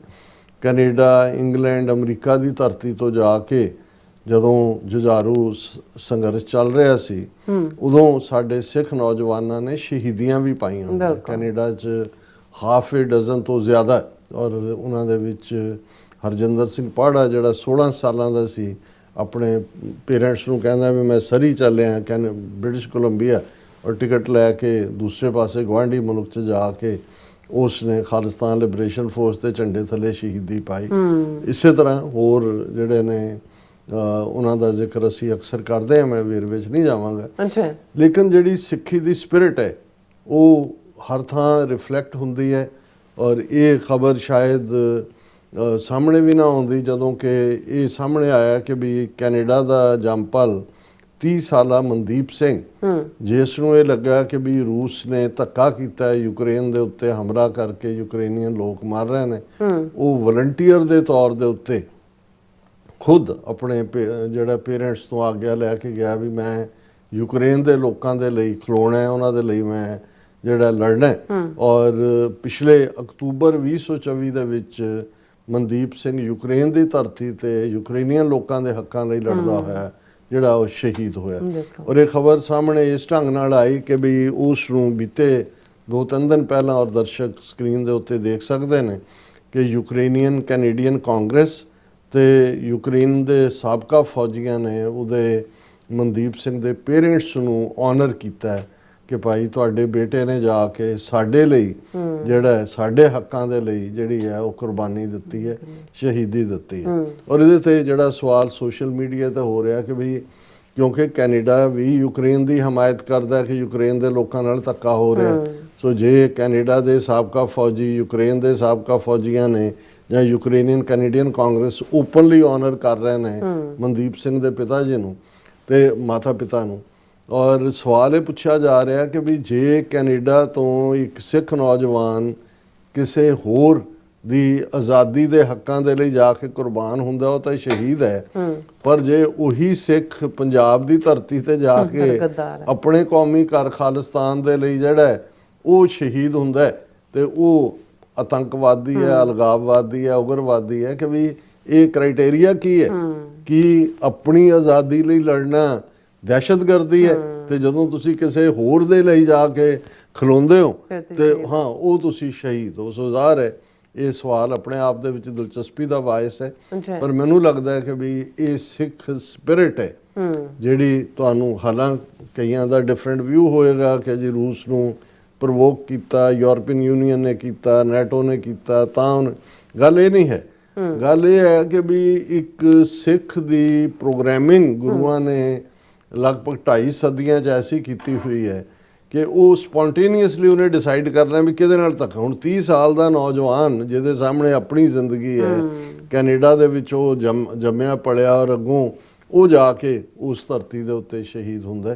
ਸੋ ਅਸੀਂ ਸਮਝਦੇ ਹਾਂ ਵੀ ਇਹ ਜਿਹੜਾ ਜਜ਼ਬਾ ਹੈ, ਇਹ ਜਿਹੜੀ ਪ੍ਰੋਗਰਾਮਿੰਗ ਹੈ, ਇਹੀ ਤਕਲੀਫ ਦਿੰਦੀ ਹੈ ਹਿੰਦੂ ਤਵੀਆਂ ਨੂੰ, ਇਹੀ ਤਕਲੀਫ ਦਿੰਦੀ ਹੈ ਇਹ ਕੋਵਿਡਲੀ ਮੁਲਕ ਦੇ ਜਿਹੜਾ 800 ਕਰੋੜ ਲੋਕਾਂ ਨੂੰ, ਭਾਰਤ ਵਰਗੇ ਮੁਲਕ ਦੇ ਜਿਹੜੇ ਕਿ ਖੁਦ 1000 ਸਾਲ ਜੁੱਤੀਆਂ ਖਾਂਦੇ ਰਹੇ, ਹਿੰਮਤ ਨਹੀਂ ਸੀ, ਜਿਹੜਾ ਮਰਜ਼ੀ ਆ ਜਿਹੜੀ ਉੱਥੋਂ 10-20 ਹਜ਼ਾਰ ਜਿਹੜਾ ਉਹ ਚਾਰਨ ਵਾਲੇ ਡੰਗਰਾਂ ਨੂੰ ਇਕੱਠਾ ਕਰਦਾ ਸੀ ਦਰਾ ਖੈਬਰ ਪਾਰ ਤੋਂ, ਤੇ ਇੱਕ ਸਿਰੇ ਤੋਂ ਦੂਸਰੇ ਸਿਰੇ ਤੱਕ ਰੋਕਣ ਵਾਲੇ ਨਹੀਂ ਸੀ। ਤੇ ਇਧਰ ਉਹ ਬਲਕਾਰ ਯੋਧੇ ਜਿਨ੍ਹਾਂ ਨੇ ਧਰਤੀ ਦੇ ਖਮੀਰ ਨੂੰ ਬਦਲਿਆ, ਜਿਨ੍ਹਾਂ ਨੇ ਉਸ ਧਰਤੀ ਦੇ ਉੱਤੇ ਜ਼ੁਲਮ ਦਾ ਨਾਸ ਕਰਕੇ ਉਹ ਰਾਜ ਦਿੱਤਾ ਜਿਹੜਾ ਕਿ ਜਿਸ ਬਾਰੇ ਸ਼ਾਹ ਮੁਹੰਮਦ ਜਦੋਂ ਇਹ ਕਹਿੰਦਾ ਕਿ ਵੀ ਮਹਾਬਲੀ ਰਣਜੀਤ ਸਿੰਘ ਹੋਇਆ ਪੈਦਾ, ਨਾਲ ਜ਼ੋਰ ਦੇ ਮੁਲਕ ਹਿਲਾਏ ਗਿਆ, ਸ਼ਾਹ ਮੁਹੰਮਦਾ ਜਾਨ 50 ਬਰਸਾਂ ਅੱਛਾ ਰੱਜ ਕੇ ਰਾਜ ਕਮਾਏ ਗਏ। ਹੁਣ ਇਹ ਜਿਹੜੀ ਚੇਂਜ ਉਸ ਧਰਤੀ ਤੇ ਲਿਆਂਦੀ, ਔਰ ਅੱਜ ਵੀ ਜਦੋਂ ਕਿ ਭਾਰਤ ਦੇ ਵਿੱਚ 20 ਕਰੋੜ ਮੁਸਲਮਾਨ ਵਸਦੇ ਨੇ, ਸਿੱਖਾਂ ਤੋਂ ਵੀ ਜ਼ਿਆਦਾ ਗਿਣਤੀ 'ਚ ਈਸਾਈ ਨੇ, ਹੁਣ ਇਹ ਦਲਿਤ ਜਥੇਬੰਦੀਆਂ ਜਾਂ ਦੂਸਰੀਆਂ ਸਿੱਖੀ ਨਾਲ ਨਫ਼ਰਤ ਦੇ ਮਾਮਲੇ 'ਚ ਪੰਜਾਬ ਦੇ ਜਿਹੜੇ ਨੇ ਉਹ ਬੜੇ ਅੱਗੇ ਆ ਕੇ ਬਿਆਨਬਾਜ਼ੀਆਂ ਕਰਦੇ ਨੇ, ਪਰ ਅਨਫੋਰਚੂਨੇਟਲੀ ਜੋ ਕੁਛ ਜਿੰਨੇ ਜਿਹੜਾ ਸਭ ਤੋਂ ਵੱਡਾ ਏਜੰਡਾ ਅਲਟੀਮੇਟਲੀ ਉਹਨਾਂ ਦਾ, ਉਹ ਤਾਂ ਮਨੂ ਸਿੱਖਾਂ ਨੇ ਤਾਂ ਲੜਨਾ ਹੈ, ਮਨੂ ਸਮ੍ਰਿਤੀ ਉਹਨਾਂ ਨੇ ਸੰਵਿਧਾਨ ਬਣਾਉਣਾ। ਤੇ ਜਿਹੜੇ ਲੋਕ ਬਾਬਾ ਸਾਹਿਬ ਅੰਬੇਦਕਰ ਦੇ ਨਾਲ ਸੰਵਿਧਾਨ ਨੂੰ ਜੋੜ ਕੇ ਔਰ ਸੰਵਿਧਾਨ ਨੂੰ ਰੱਬ ਨਾਲੋਂ ਵੀ ਪਵਿੱਤਰ ਦਰਜਾ ਦਿੰਦੇ ਨੇ, ਉਹਨਾਂ ਨੂੰ ਨਜ਼ਰ ਨਹੀਂ ਆ ਰਿਹਾ ਵੀ ਕੀ ਹੈ, ਉਹ ਕਿੱਥੇ ਨੇ ਉਹਨਾਂ ਦੀਆਂ ਆਵਾਜ਼ਾਂ। ਸਿੱਖ ਹੀ ਕਿਉਂ ਹੈ ਜਿਹੜਾ ਉਸ ਧਰਤੀ ਤੇ ਵੀ ਲੜ ਰਿਹਾ ਔਰ ਦੁਨੀਆ ਦੇ ਜਿਸ ਕੋਨੇ 'ਚ ਬੈਠਾ ਉੱਥੇ ਲੜ ਰਿਹਾ। ਇਹ ਅਸੀਂ ਕਿਸੇ ਤੋਂ ਇਹ ਨਹੀਂ ਚਾਹੁੰਦੇ ਕਿ ਵੀ ਕੋਈ ਜਿਹੜੀ ਹੈ ਅਸੀਂ ਕੋਈ ਖੈਰਾਤ ਮੰਗਦੇ ਹਾਂ ਕਿ ਭਾਈ ਕੋਈ ਆ ਕੇ ਤੁਸੀਂ ਸਾਡੇ ਨਾਲ ਖਲੋ ਹੋ ਜਾਣਾ। ਅਸੀਂ ਲੜਨਾ ਹੀ ਲੜਨਾ ਆਪਣੇ ਹੱਕਾਂ ਲਈ ਵੀ, ਦੂਸਰਿਆਂ ਦੇ ਹੱਕਾਂ ਲਈ ਵੀ। ਲੇਕਿਨ ਉਹਨਾਂ ਸਾਰਿਆਂ ਤੋਂ ਖੌਫ ਨਹੀਂ ਹੈ ਭਾਰਤੀ ਹਕੂਮਤ ਨੂੰ।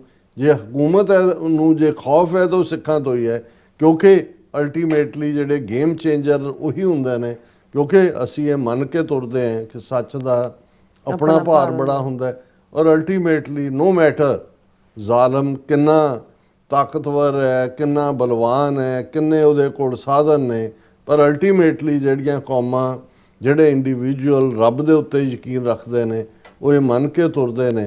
ਗੁਰੂ ਨਾਨਕ ਪਾਤਸ਼ਾਹ ਦਾ ਇਹ ਫਰਮਾਨ, ਕੂੜ ਨਖੁੱਟੈ ਨਾਨਕਾ ਓੜਕ ਸੱਚ ਰਹੀ, ਕਿ ਅਲਟੀਮੇਟਲੀ ਟਰੂਥ ਪ੍ਰਵੇਲ ਕਰਦੀ ਹੈ। ਹੁਣ ਦੂਸਰੇ ਪਾਸੇ ਵਿਸ਼ਵ ਗੁਰੂ ਭਾਰਤ ਦਾ ਹਾਲ ਦੇਖ ਲਈਏ। ਹੁਣ ਇੱਕ ਪਾਸੇ ਤੇ ਟਰੰਪ ਰਿਪੀਟਡਲੀ, ਪਰਸੋਂ ਵੀ ਉਹਨਾਂ ਨੇ ਜਿਹੜਾ ਇੱਕ ਪੈਨਸਿਲਵੇਨੀਆ ਦੇ ਵਿੱਚ ਐਡਰੈਸ ਕੀਤਾ, ਉਹਦੇ 'ਚ ਮੇਰਾ ਖਿਆਲ ਹੁਣ ਤਾਂ ਲੋਕਾਂ ਨੇ ਗਿਣਨਾ ਹੀ ਬੰਦ ਕਰਤਾ ਵੀ ਟਰੰਪ ਜਨਾਬ ਕਿੰਨੀ ਵਾਰੀ ਕਹਿ ਚੁੱਕੇ ਨੇ ਕਿ ਵੀ ਉਹਨਾਂ ਨੇ ਭਾਰਤ ਪਾਕਿਸਤਾਨ ਦੇ ਵਿੱਚ ਜੰਗ ਰੁਕਵਾਈ ਔਰ ਉਹਦੇ 'ਚ ਉਹਨਾਂ ਨੇ ਫਿਰ ਦਾਅਵਾ ਕੀਤਾ। ਔਰ ਦੂਸਰੇ ਪਾਸੇ ਅਸੀਂ ਦੇਖਦੇ ਹਾਂ ਕਿ ਪੁਤਿਨ ਜਿਹੜਾ 2 ਰੋਜ਼ਾ ਦੌਰਾ ਕਿਸੇ ਜਿਹੜਾ ਹੈ ਉਹ ਖਬਰ ਵਿਦਨ ਆਵਰਸ ਹੀ ਗਾਇਬ ਹੋ ਗਿਆ, ਕਿਉਂਕਿ ਹੋਇਆ ਹੀ ਕੁਛ ਨਹੀਂ। ਨਾ ਕੋਈ ਡਿਫੈਂਸ ਡੀਲ ਹੋਈ, ਨਾ ਕੁਝ ਹੋਇਆ ਅਦਰ ਦੈਨ ਦਾ ਆਪਟਿਕਸ, ਜਿਹਨੂੰ ਕਿਹਾ ਜਾਂਦਾ ਜੀ। ਇੱਕੋ ਕਾਰ ਦੇ ਵਿੱਚ ਪੁਤਿਨ ਤੇ ਮੋਦੀ ਬਹਿ ਗਏ ਤੇ ਉਹ ਉਧਰ ਗਿਆ ਤੇ ਉਧਰ ਗਿਆ ਤੇ ਰੈੱਡ ਕਾਰਪਟ ਵੈਲਕਮ ਦਿੱਤੀ। ਇਸ ਤੋਂ ਬਿਯੋਂਡ ਈਵਨ ਜਿਹੜੇ ਰਸ਼ੀਆ ਨੇ ਜਿਹੜੇ ਉਹਨਾਂ ਨੂੰ ਵੈਪਨ ਆਫਰ ਕੀਤੇ, ਹੁਣ ਇਹਨਾਂ ਦੀ ਆਪਣੀ ਖਬਰ ਹੀ ਸੀ ਕਿ ਵੀ ਇਸ ਦੇ ਉੱਤੇ ਬੜਾ ਠੰਡਾਪਨ ਹੈ ਕਿ ਵੀ ਇਸ ਦੇ ਬਾਵਜੂਦ ਕਿ ਰਸ਼ੀਆ ਨੇ ਉਹਨਾਂ ਨੂੰ ਆਫਰ ਕੀਤੀ, ਪਰ ਇੰਡੀਆ ਨੇ ਜਿਹੜਾ ਉਹ ਬੜਾ ਕੂਲ ਜਿਹੜਾ ਆਪਣਾ ਦਿਖਾਇਆ ਕਿ ਵੀ ਕੋਈ ਉਹਨਾਂ ਨੇ ਉਤਸ਼ਾਹ ਨਹੀਂ ਦਿਖਾਇਆ ਲੈਣ, ਕਿਉਂਕਿ ਉਹਨਾਂ ਨੂੰ ਨਜ਼ਰ ਆ ਰਿਹਾ ਸੀ ਕਿ ਵੀ ਅਮਰੀਕਾ ਜਿਹੜਾ ਉਹ ਇਹਨਾਂ ਨੂੰ ਕਲੋਜ਼ਲੀ ਵਾਚ ਕਰ ਰਿਹਾ। ਖਬਰ ਹੀ ਹੈ India gives tepid response to Russian push for Su-57 long range drones and submarines. ਹੁਣ ਟੈਪਿਡ ਹੁੰਦਾ ਬੜਾ ਸਲੋ ਜਿਹਾ, ਉਹਨਾਂ ਨੇ ਕੋਈ ਇੰਡੀਆ ਨੇ ਇਸ ਦੇ ਉੱਤੇ ਕੋਈ ਹੁੰਗਾਰਾ ਨਹੀਂ ਭਰਿਆ ਇੱਕਦਮ ਕਿ ਜੀ ਹਾਂ ਅਸੀਂ Su-57 ਲੌਂਗ ਰੇਂਜ ਡਰੋਨ ਤੇ ਸਬਮੈਰੀਨ ਲਵਾਂਗੇ, ਕਿਉਂਕਿ ਉਹਨਾਂ ਨੂੰ ਨਜ਼ਰ ਆ ਰਿਹਾ ਵੀ ਇਧਰ ਟਰੰਪ ਨੇ ਦੂਰਬੀਨ ਉਧਰ ਹੀ ਲਾਈ ਹੋਈ ਹੈ ਔਰ ਉਹਨੇ ਕੀ ਔਰ ਇਹ ਅਜੇ ਪੁਤਿਨ ਨੂੰ ਗਿਆ 4-5 ਦਿਨ ਹੋਏ ਨੇ ਤੇ ਮੋਦੀ ਨੂੰ ਲੱਗਾ ਵੀ ਜਿਹੜਾ ਟਰੰਪ ਨੇ ਕੁਝ ਕਿਹਾ ਨਹੀਂ ਹੈ, ਹਾਲਾਂ ਉਹਨਾਂ ਦਾ ਆਪਣਾ ਇੱਕ ਸਟਾਈਲ ਹੁੰਦਾ ਹੈ ਜਿਹੜਾ ਅਮਰੀਕਾ ਦਾ, ਪਰ ਉਹਨੇ ਮੋਦੀ ਨੇ ਖੁਦ ਟਰੰਪ ਨੂੰ ਕਾਲ ਕੀਤੀ ਔਰ ਇਹ ਖਬਰ ਵੀ ਉਹਦੇ ਮੋਦੀ ਦੇ ਟਵਿੱਟਰ ਹੈਂਡਲ ਰਾਹੀਂ ਆਈ ਔਰ ਉਹਨਾਂ ਦੀ ਫੋਰਨ ਮਿਨਿਸਟਰੀ ਨੇ ਕਿ ਬਈ ਜੀ Modi speaks to Trump on economic ties. ਹਾਲਾਂ ਅਮਰੀਕਾ ਦੇ ਵਾਈਟ ਹਾਊਸ ਜਾਂ ਸਟੇਟ ਡਿਪਾਰਟਮੈਂਟ ਜਾਂ ਪ੍ਰੈਜ਼ੀਡੈਂਟ ਟਰੰਪ ਦੇ ਆਪਣਾ ਜਿਵੇਂ ਪਿਛਲੇ ਪੀਰੀਅਡ 'ਚ ਟਰੰਪ ਨੇ ਕਿਹਾ ਸੀ ਕਿ talked with Modi my friend ਇਹ ਉਹ, ਇਸ ਵਾਰ ਇਹ ਜਿਹੜੀ ਬਰੀਫਿੰਗ ਹੈ ਇਸ ਨੂੰ ਜਿਹੜਾ ਹੈ ਇਹ ਇੰਡੀਅਨ ਜਿਹੜਾ ਹੈ ਉਹ ਕਰ ਰਿਹਾ। ਉਹਨੇ ਮੋਦੀ ਨੇ ਆਪਣੇ ਟਵਿੱਟਰ ਹੈਂਡਲ ਤੇ ਲਿਖਿਆ, had a very warm and engaging conversation with president Trump. We reviewed the progress in our bilateral relations and discussed regional and international developments. India and the US will continue to work together for global peace, stability and prosperity, said Prime Minister after the telephone conversation. ਉਹ ਕਹਿੰਦਾ ਜੀ ਮੇਰੀ telephonic conversation ਹੋਈ, global piece stability, ਜਿਹਨੂੰ nonsense ਕਹਿੰਦੇ ਨੇ, ਕੋਈ ਨਾ ਲਫ਼ਜ਼ਾਂ ਦਾ ਕੋਈ ਮਤਲਬ ਨਹੀਂ ਹੁੰਦਾ, ਪਰ ਇਹ ਵੀ ਮਤਲਬ ਇਹ ਹੈ ਕਿ ਵੀ ਜਦੋਂ ਕਿਉਂਕਿ ਟਰੰਪ ਨੇ ਰਿਐਕਸ਼ਨ ਨਹੀਂ ਦਿੱਤਾ ਉਸ ਕਿਸਮ ਦਾ, ਇਹਨਾਂ 'ਚ ਹੋਰ ਘਬਰਾਹਟ ਹੋਏ। ਕਈ ਵਾਰੀ ਇਹ ਨਹੀਂ ਹੁੰਦਾ ਵੀ ਅਗਲਾ ਕੀ, ਕਈ ਵਾਰੀ ਜਦੋਂ ਬੰਦਾ ਚੁੱਪ ਕਰ ਜਾਂਦਾ ਤੇ ਖੌਫ ਹੁੰਦਾ। ਸੋ ਮੈਨੂੰ ਲੱਗਦਾ ਹੈ ਵੀ ਮੋਦੀ ਨੇ ਤਰਲੇ ਹੀ ਕੀਤੇ ਹੋਣੇ ਨੇ ਕਿ ਜੀ ਦੇਖੋ ਅਸੀਂ ਤਾਂ ਕੁਝ ਨਹੀਂ ਕੀਤਾ, ਅਸੀਂ ਤਾਂ ਉਹਨੂੰ ਬੇਰੰਗ ਵਾਪਸ ਕਰਤਾ, ਨਾ ਕੋਈ ਡਿਫੈਂਸ ਡੀਲ ਹੋਈ, ਨਾ ਕੋਈ ਇਹ ਉਹ ਹੋਇਆ। ਔਰ ਇਹ ਫਿਰ ਨਾਲ ਹੀ ਉਹਨਾਂ ਦੀ ਫੋਰਨ ਮਿਨਿਸਟਰੀ ਕਹਿ ਰਹੀ ਹੈ ਕਿ two leaders reviewed the progress in India US comprehensive global strategic partnership. ਹੁਣ ਮੋਦੀ ਨੇ ਕਿਹੜੀ ਗਲੋਬਲ ਪਾਰਟਨਰਸ਼ਿਪ, ਕਿਹੜੀ ਅੰਗਰੇਜ਼ੀ ਬੋਲਣੀ ਆ ਉਹਨੇ, ਕਿਹੜੀ ਹਿੰਦੀ ਬੋਲਣੀ ਹੈ, ਕਿਹੜਾ ਵਿਚਕਾਰ ਬੈਠਾ ਹੈ, ਤੇ ਟਰੰਪ ਜਿਹੜਾ ਉਹ ਦੇਖ ਰਿਹਾ ਕਿ ਵੀ what Modi is doing, Modi you are a devil.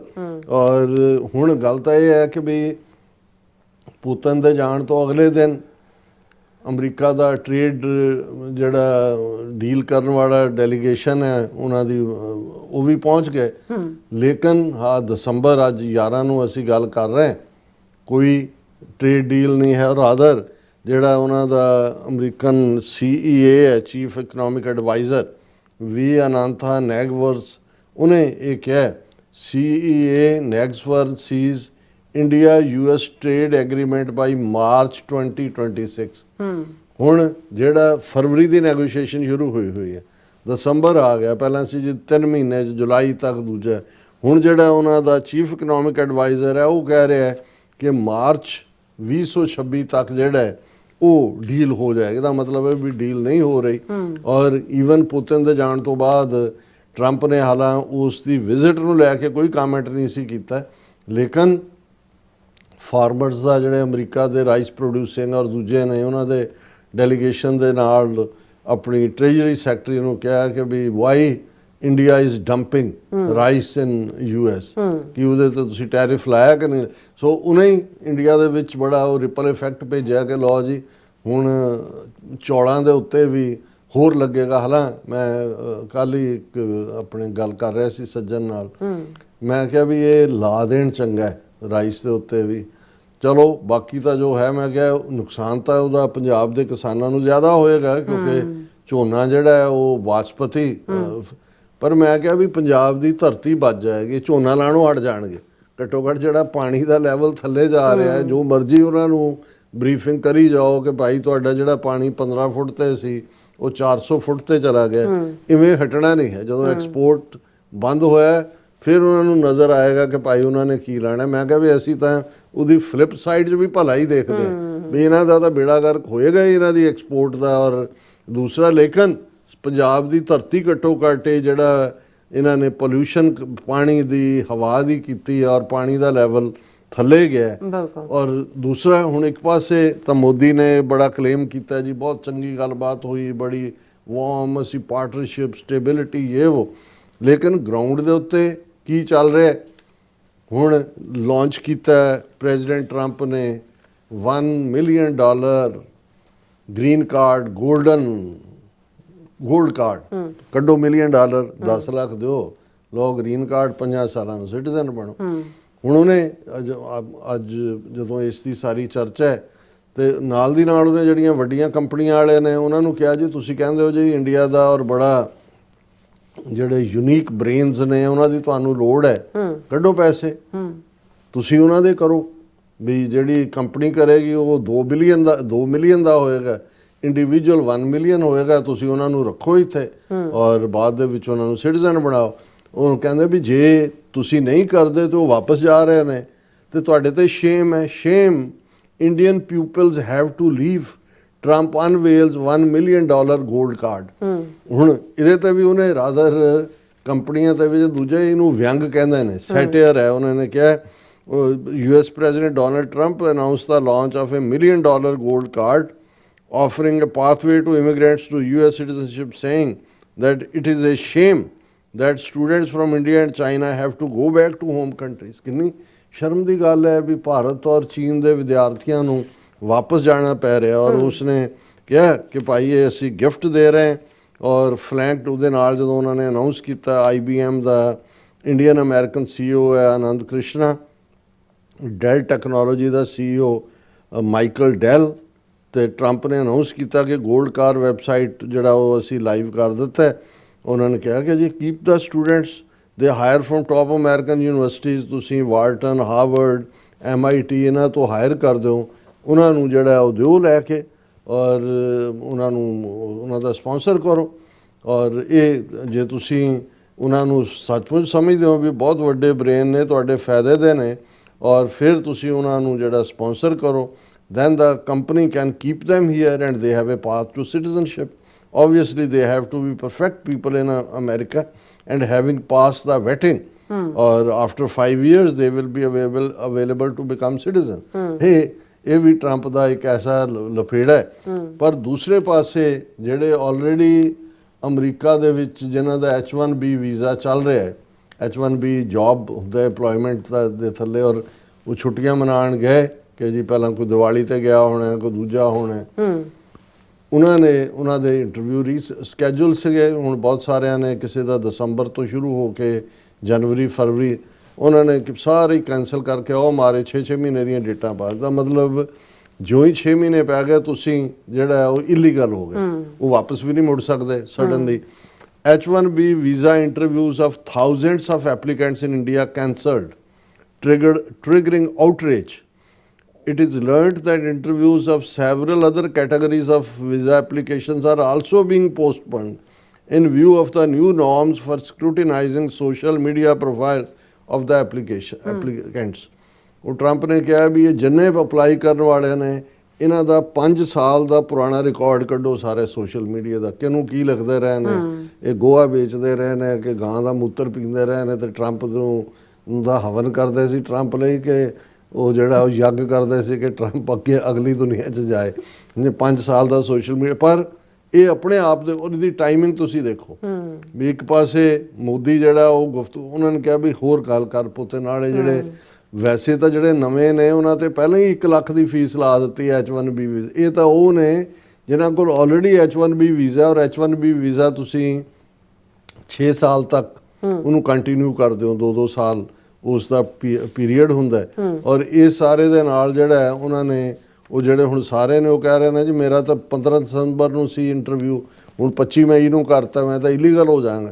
ਸੋ ਇਹ ਆਪਣੇ ਆਪ ਦੇ ਵਿੱਚ ਇੱਕ ਪਾਸੇ ਤਾਂ ਇੰਡੀਅਨਸ ਨੂੰ ਇਹ ਤਾਂ ਓਵਰਆਲ ਜਿਹੜੀ ਰਿਪੋਰਟਿੰਗ ਹੈ, US ਰਿਵੋਕਸ 85,000 visas since January as Trump administration tightens immigration rules। 85,000 ਵੀਜ਼ੇ ਜਿਹੜੇ ਦਿੱਤੇ ਹੋਏ ਸੀ ਉਹ ਆਲਰੇਡੀ ਖਤਮ ਕਰ ਦਿੱਤੇ ਨੇ ਟਰੰਪ ਨੇ। ਸੋ ਉਹਨਾਂ ਦੇ ਵਿੱਚ ਵੀ ਮੈਜੋਰਟੀ ਇੰਡੀਅਨ ਹੋਣਗੇ, ਔਰ ਅਸੀਂ ਇਹ ਸਮਝਦੇ ਹਾਂ ਕਿ ਵੀ ਇਹ ਇਹਨਾਂ ਨੂੰ ਭਾਰਤ ਨੂੰ ਇਹ ਜਿਹੜੀ ਇਹਨਾਂ ਨੇ ਹੱਥ ਚੁੱਕੀ ਹੋਈ ਸੀ ਕਿ ਇਹ ਜਿਹੜਾ ਅਸੀਂ ਵਿਸ਼ਵ ਗੁਰੂ ਬਣ ਗਏ ਹਾਂ, ਅਸੀਂ ਹੁਣ ਡਿਕਟੇਟ ਕਰ ਰਹੇ ਹਾਂ, ਅਮਰੀਕਾ ਦਾ ਵੀ ਖਾ ਰਹੇ ਸੀ ਤੇ ਰੂਸ ਤੋਂ ਵੀ ਤੇਲ ਲੈ ਰਹੇ ਸੀ, ਔਰ ਦੂਸਰਾ ਇਹ ਸਾਰੇ ਨੇ। ਔਰ ਇਸ ਵੇਲੇ ਇੱਕ ਬਹੁਤ ਘਬਰਾਹਟ ਹੈ। ਹੁਣ ਅੱਜ $1 ਦੇ ਮੁਕਾਬਲੇ ਇੰਡੀਅਨ ਰੁਪੀ 90 ਰੁਪਏ ਤੇ ਪਤਾ ਨਹੀਂ 40 ਪੈਸੇ ਦੇ ਉੱਤੇ ਐਂਡ ਹੋਇਆ। ਔਰ ਜਿਹੜਾ ਇਸ ਫੀਲਡ ਦੇ ਐਕਸਪਰਟਸ ਦੀ ਰਾਏ ਹੈ ਕਿ ਵੀ ਇਹ 100 ਤੱਕ ਜਨਵਰੀ ਫਰਵਰੀ ਤੱਕ ਪਹੁੰਚਦੇ ਨੇ, 100 ਤੋਂ ਵੀ ਅੱਗੇ ਜਾਣਾ। ਔਰ ਤੁਸੀਂ ਇਹਨਾਂ ਝੂਠਿਆਂ ਦਾ ਉਹ ਦੇਖੋ, ਜਿਹੜੀ ਇਹਨਾਂ ਦੀ ਫਾਈਨੈਂਸ ਮਿਨਿਸਟਰ ਹੈ ਨਿਰਮਲਾ ਸੀਤਾਰਮਨ, ਉਹ ਕਹਿੰਦੀ ਹੈ ਵੀ ਰੁਪਈਏ ਦਾ ਥੱਲੇ ਜਾਣਾ ਹਰ ਵਾਰ ਮਾੜਾ ਨਹੀਂ ਹੁੰਦਾ। ਹੁਣ ਲੋਕਾਂ ਨੂੰ ਇਹ ਕਹਿ ਰਹੇ ਨੇ ਦੇਖੋ ਇਹ ਵੀ ਸਾਡੇ ਬੜੇ ਫਾਇਦੇ 'ਚ ਹੈ ਰੁਪਈਆ ਥੱਲੇ ਜਾ ਰਿਹਾ, ਤੁਸੀਂ ਉਹ ਸਾਰਿਆਂ ਨੂੰ ਕੀ ਕਰ ਸਕਦੇ ਹੋ। ਲੇਕਿਨ ਇਹ ਕਿੰਨੀਆਂ ਨੀਤੀਆਂ ਅੱਗੇ ਇਸ ਸਾਰੇ ਦੇ ਉੱਤੇ ਭਾਰਤ ਹੋਰ ਕਿਹੜੀਆਂ ਚਲਾਕੀਆਂ ਮਾਰੇਗਾ। ਪਰ ਇਹ ਹੈ ਕਿ ਵੀ ਭਾਰਤ ਨੂੰ ਕਾਰਨਰ 'ਤੇ ਕਰਕੇ, ਜਿਹਨੂੰ ਹੁੰਦਾ ਨਾ ਉਹ ਰਿੰਗ ਦੇ ਵਿੱਚ ਜਿਹੜਾ ਬਾਕਸਰ ਹੈ ਉਹ ਪਹਿਲਾਂ ਸੈਂਟਰ, ਫਿਰ ਉਹ ਕੱਢ ਲੈਂਦਾ ਕਾਰਨਰ ਦੇ ਉੱਤੇ, ਫਿਰ ਉਹ ਇੱਕ ਤੋਂ ਬਾਅਦ ਇੱਕ ਜਿਹੜਾ ਕਰਕੇ ਤਾਂ ਉਹਨੂੰ ਚਿੱਤ ਕਰ ਦਿੰਦਾ ਹੈ।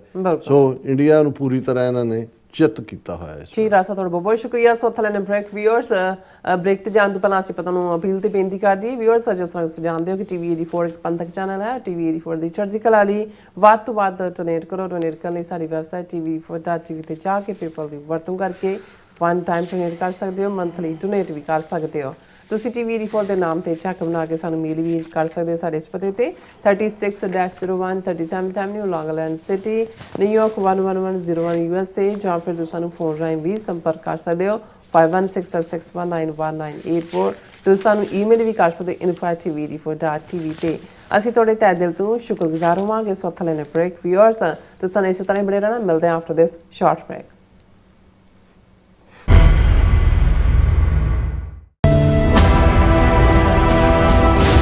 DC ਮੈਟਰੋਪੋਲੀਟਨ ਇਲਾਕੇ ਦੀ ਸਿੱਖ ਸੰਗਤ ਵੱਲੋਂ ਤੁਹਾਨੂੰ ਸਭ ਨੂੰ ਇੱਕ ਖਾਸ ਸਮਾਗਮ ਲਈ ਸੱਦਾ, ਜਿੱਥੇ ਤੁਸੀਂ ਮਿਲੋਗੇ ਸਾਡੇ ਖਾਸ ਮਹਿਮਾਨਾਂ ਦੇ ਨਾਲ।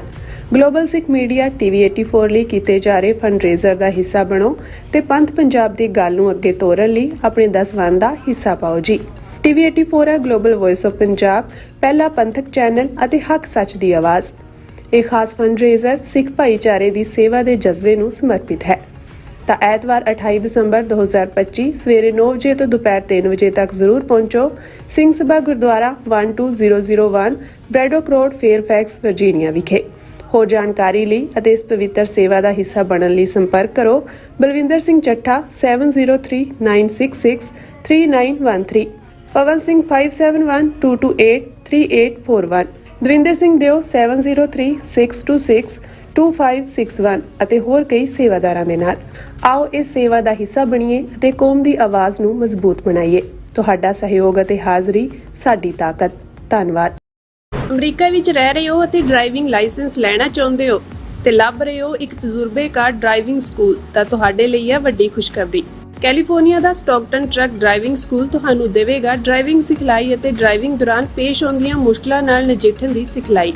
25 ਸਾਲ ਤੋਂ ਵੀ ਵੱਧ ਦੇ ਤਜਰਬੇ ਨਾਲ ਤੁਹਾਨੂੰ ਮਿਲੇਗੀ ਡਰਾਈਵਿੰਗ ਨਾਲ ਸੰਬੰਧਿਤ ਹਰ ਤਰ੍ਹਾਂ ਦੀ ਸਿਖਲਾਈ, ਉਹ ਵੀ ਵਾਜਿਬ ਕੀਮਤ ਵਿੱਚ। ਫਿਰ ਦੇਰ ਕਿਸ ਗੱਲ ਦੀ, ਅੱਜ ਹੀ ਸੰਪਰਕ ਕਰੋ 209788330308 ਜਾਂ ਫਿਰ 2093139919 ਨੰਬਰਾਂ ਤੇ ਅਤੇ ਪਾਓ ਆਪਣਾ driving licence.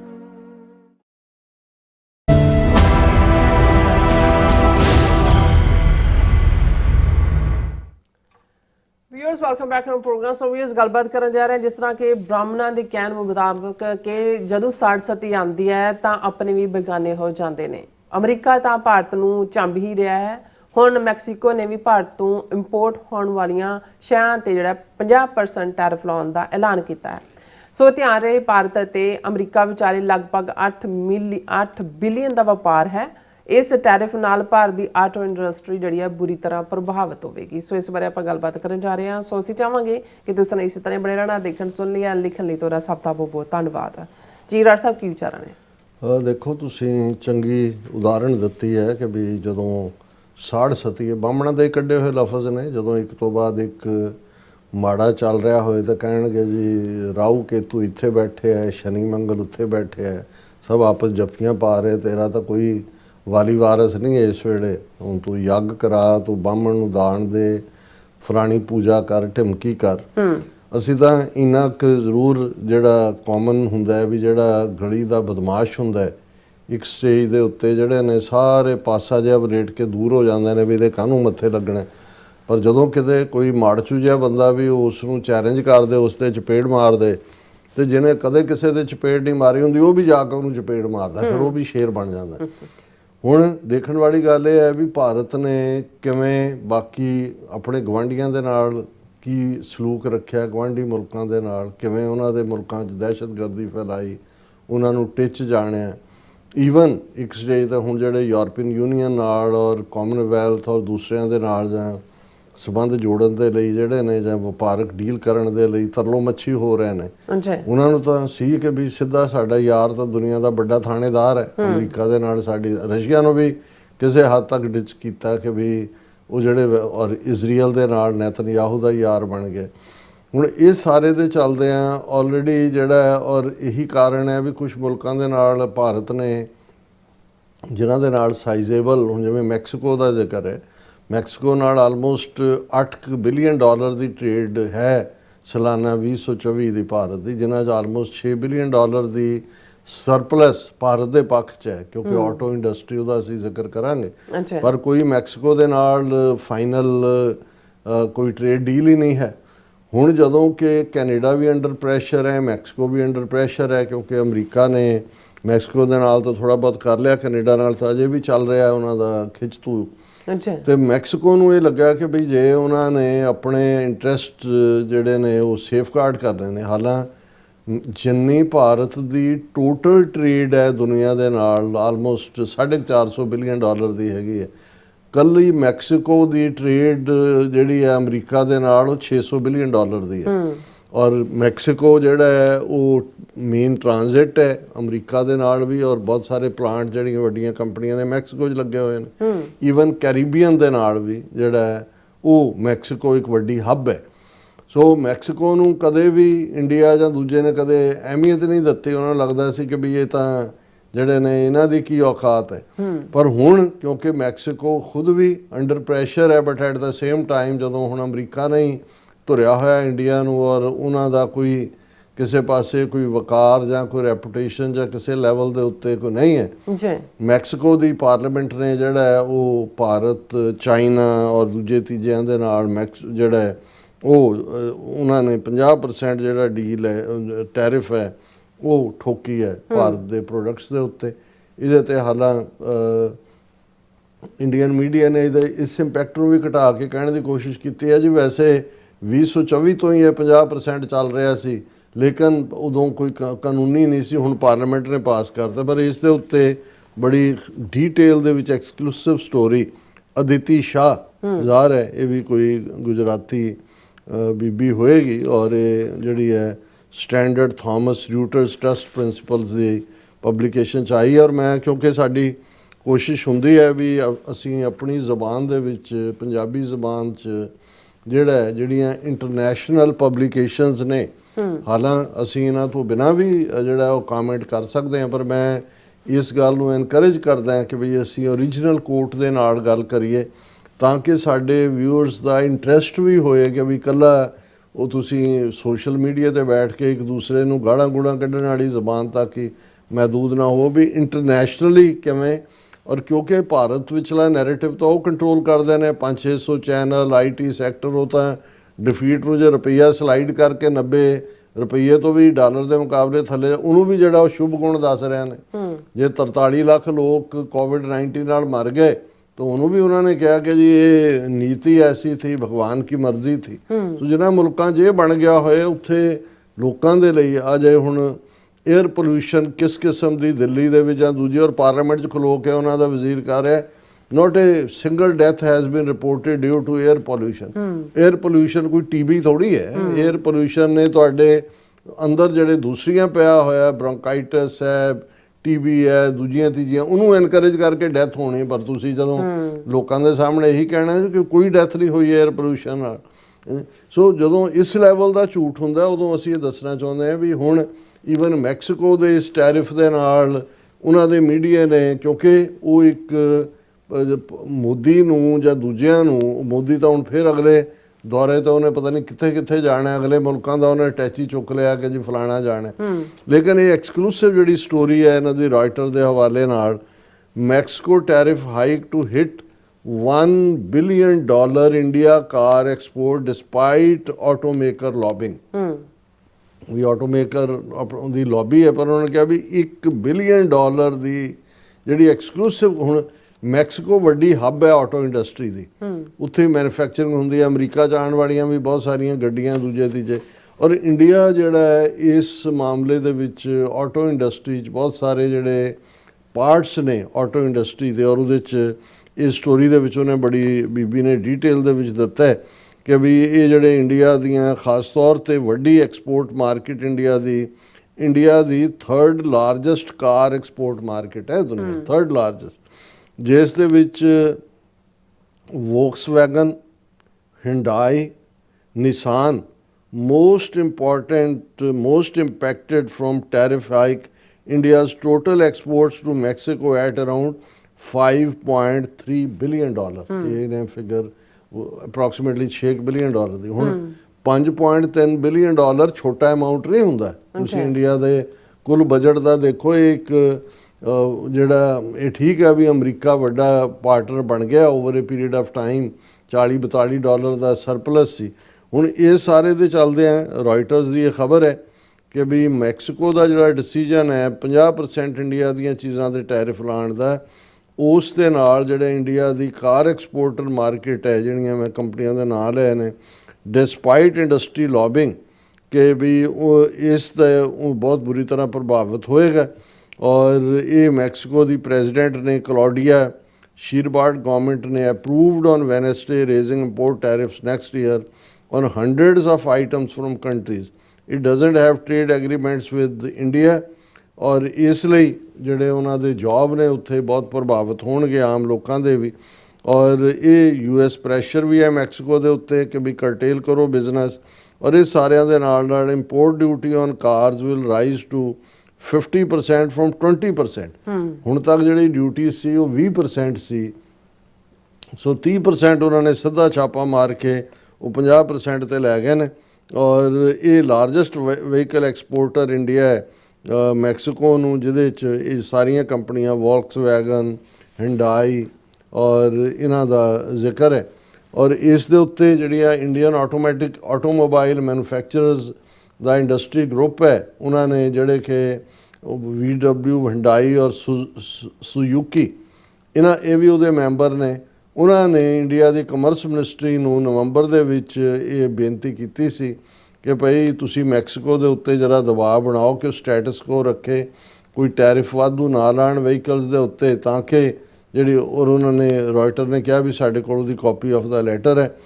The proposed hike is expected to have a direct impact on Indian automobile exports to Mexico. We seek Government of India's support to kindly engage with the Mexican government। ਉਹ ਵਿਚਾਰੇ ਤਰਲੇ ਕਰ ਰਹੇ ਸੀ ਕਿ ਜੀ Mexico government ਦੇ ਨਾਲ ਇਸ ਇਸ਼ੂ ਨੂੰ ਚੁੱਕੋ, ਔਰ ਉਹਨਾਂ ਨੇ ਕਿਹਾ ਕਿ ਵੀ ਇਹਦੇ ਨਾਲ ਜਿਹੜੇ ਆਟੋਮੇਕਰ ਨੇ ਉਹ ਇੰਡੀਆ ਦੇ ਬਹੁਤ ਬੁਰੀ ਤਰ੍ਹਾਂ ਪ੍ਰਭਾਵਿਤ ਹੋਣਗੇ।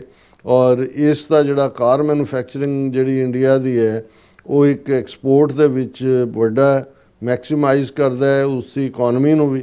ਔਰ ਇਸ ਦੇ ਚੱਲਦਿਆਂ ਦਾ ਟੈਰਿਫ ਹਾਈਕ ਜਿਹੜੀ ਹੈ ਇਹ ਗਲੋਬਲ ਟੈਰਿਫ ਦੇ ਨਾਲ ਨਾਲ ਬਾਕੀ ਚੀਜ਼ਾਂ ਨੂੰ ਵੀ ਵਧਾਏਗੀ। ਪ੍ਰੈਜ਼ੀਡੈਂਟ ਟਰੰਪ ਨੇ ਤਾਂ ਆਲਰੇਡੀ ਮੋਦੀ ਨੂੰ ਰਗੜਾ ਦਿੱਤਾ ਹੋਇਆ, ਇਹ ਇਸ ਸਟੋਰੀ ਦਾ ਇਹ ਹਿੱਸਾ ਹੈ।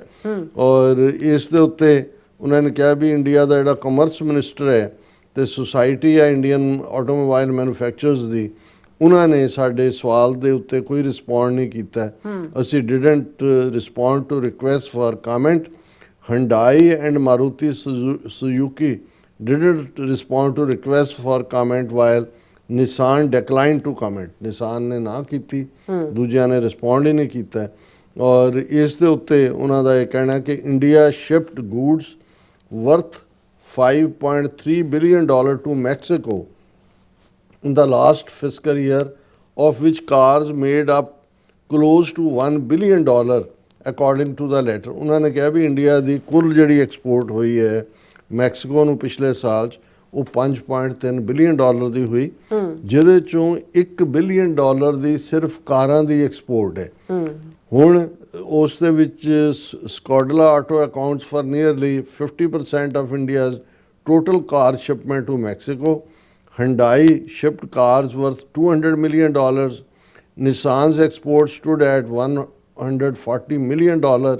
Suzuki at $120 million the data show. ਇਹ ਉਹਨਾਂ ਨੇ ਬਿਲਕੁਲ ਇਹ ਹੁੰਦਾ ਜਦੋਂ ਤੁਸੀਂ ਇਨਵੈਸਟੀਗੇਟਿਵ ਸਟੋਰੀ ਕਰਦੇ ਹੋ, ਉਹਨਾਂ ਨੇ ਚਾਰੋਂ ਵੱਡੀਆਂ ਕੰਪਨੀਆਂ ਵੀ ਕਿੰਨੇ ਜਿਹੜੇ ਉਹਨਾਂ ਨੇ ਸਪਲਾਈ ਕੀਤੀ ਹੈ, ਕਿੰਨਾ ਹੁਣ ਇਹਨੂੰ ਤਾਂ ਗਵਰਨਮੈਂਟ ਫਿਗਰਸ ਡਿਨਾਈ ਨਹੀਂ ਕਰ ਸਕਦੀਆਂ।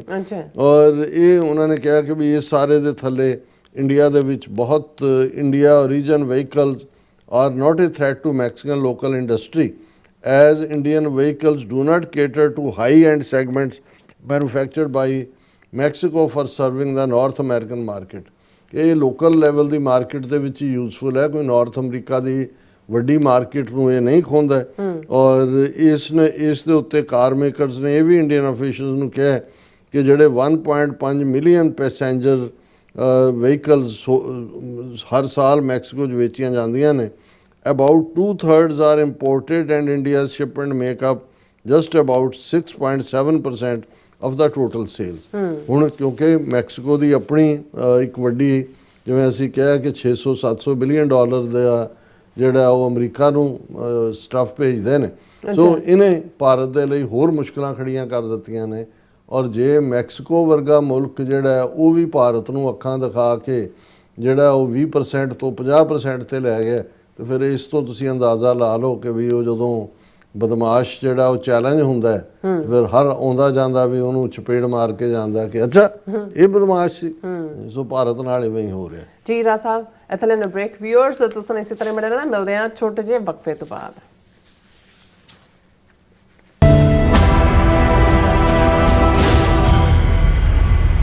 ਵਾਸ਼ਿੰਗਟਨ ਡੀਸੀ ਮੈਟਰੋਪੋਲੀਟਨ ਇਲਾਕੇ ਦੀ ਸਿੱਖ ਸੰਗਤ ਵੱਲੋਂ ਤੁਹਾਨੂੰ ਸਭ ਨੂੰ ਇੱਕ ਖਾਸ ਸਮਾਗਮ ਲਈ ਸੱਦਾ, ਜਿੱਥੇ ਤੁਸੀਂ ਮਿਲੋਗੇ ਸਾਡੇ ਖਾਸ ਮਹਿਮਾਨਾਂ ਦੇ ਨਾਲ।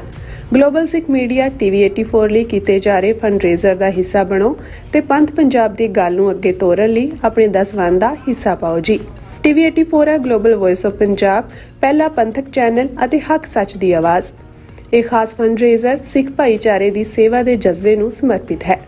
ਤਾਂ ਐਤਵਾਰ 28 ਦਸੰਬਰ 2025 ਸਵੇਰੇ 9 ਵਜੇ ਤੋਂ ਦੁਪਹਿਰ 3 ਵਜੇ ਤੱਕ ਜ਼ਰੂਰ ਪਹੁੰਚੋ ਸਿੰਘ ਸਭਾ ਗੁਰਦੁਆਰਾ 12001 ਬ੍ਰੈਡੋਕ ਰੋਡ, ਫੇਅਰਫੈਕਸ, ਵਰਜੀਨੀਆ ਵਿਖੇ।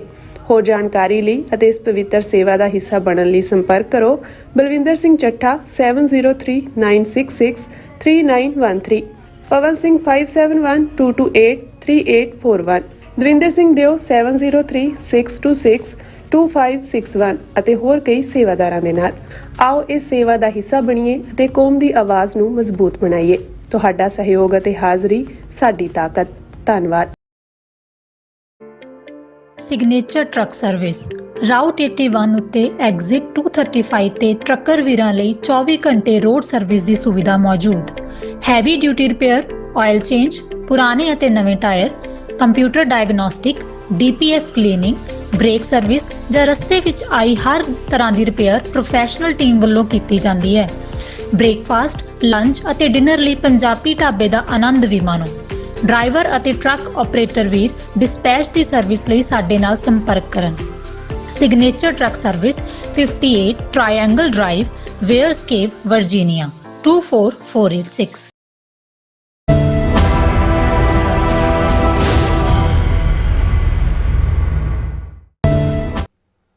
ਦਰਸ਼ਕੋ ਬ੍ਰੇਕ ਤੋਂ ਬਾਅਦ ਤੁਹਾਡਾ ਸਭ ਦਾ ਭਰਪੂਰ ਸਵਾਗਤ ਹੈ। ਸੋ ਇਸ ਗੱਲਬਾਤ ਕਰਨ ਜਾ ਰਹੇ ਹਾਂ ਕਿ ਅਮਰੀਕਾ ਪਾਕਿਸਤਾਨ ਦੇ ਵੱਧ ਰਹੇ ਸਬੰਧਾਂ ਤੋਂ ਭਾਰਤ ਬੁਰੀ ਤਰ੍ਹਾਂ ਬੋਖਲਾਇਆ ਹੋਇਆ ਹੈ। ਅਮਰੀਕਨ ਕਾਂਗਰਸ ਦੀ ਫੋਰਨ ਅਫੇਅਰਸ ਸਬ ਕਮੇਟੀ ਸਾਹਮਣੇ ਟੈਸਟੀਫਾਈ ਕਰਦਿਆਂ ਭਾਰਤੀ ਥਿੰਕ ਟੈਂਕ ਦੇ ਐਗਜ਼ੈਕਟਿਵ ਡਾਇਰੈਕਟਰ ਤਰੁਆ ਜੈਸ਼ੰਕਰ ਨੇ ਮੰਨਿਆ ਹੈ ਕਿ ਭਾਰਤ ਅਮਰੀਕਾ ਸੰਬੰਧੀ ਜਿਹੜੇ ਸਬੰਧਾਂ ਵਿੱਚ ਸਭ ਤੋਂ ਜ਼ਿਆਦਾ ਕੁੜਿੱਤਨ ਹੁਣ ਅਮਰੀਕਾ ਵੱਲੋਂ ਪਾਕਿਸਤਾਨ ਦੀ ਫੌਜੀ ਲੀਡਰਸ਼ਿਪ ਨਾਲ ਸਾਂਝ ਕਰਦੇ ਹਨ। ਸੋ ਵੈਸੇ ਅੱਜ ਮੀਡੀਆ ਖਬਰ ਅਨੁਸਾਰ ਅਮਰੀਕਾ ਨੇ ਪਾਕਿਸਤਾਨ ਨੂੰ F-16 ਜਹਾਜ਼ਾਂ ਦੀ ਡੀਲ ਕਲੀਅਰ ਕਰ ਦਿੱਤੀ ਹੈ।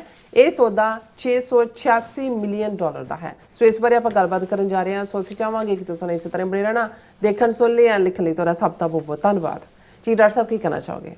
ਦੇਖੋ, ਬਹੁਤ ਸਾਰੀਆਂ ਡਿਵੈਲਪਮੈਂਟਸ ਇੱਕ ਤਾਂ ਆਰਥਿਕਤਾ ਦੇ ਹਵਾਲੇ ਨਾਲ ਚੱਲ ਹੀ ਰਹੀਆਂ, ਜਿਨ੍ਹਾਂ ਦਾ ਅਸੀਂ ਜਿਹੜੇ ਪਹਿਲੇ ਸਾਡੇ ਦੋਵੇਂ ਸੈਗਮੈਂਟ ਨੇ ਉਹਨਾਂ 'ਚ ਅਸੀਂ ਜ਼ਿਕਰ ਕੀਤਾ ਹੈ ਕਿ ਭਾਰਤ ਅਮਰੀਕਾ ਸੰਬੰਧ ਕਿਵੇਂ ਪ੍ਰਭਾਵਿਤ ਹੋ ਰਹੇ ਨੇ। ਈਵਨ ਉਹਨਾਂ ਦੇ ਅਮਰੀਕਾ ਦੇ ਇਕਨੋਮਿਕਲ ਐਡਵਾਈਜ਼ਰ ਨੇ ਕਿਹਾ ਵੀ ਮਾਰਚ 2026 ਤੱਕ ਡੀਲ ਹੋਏਗੀ।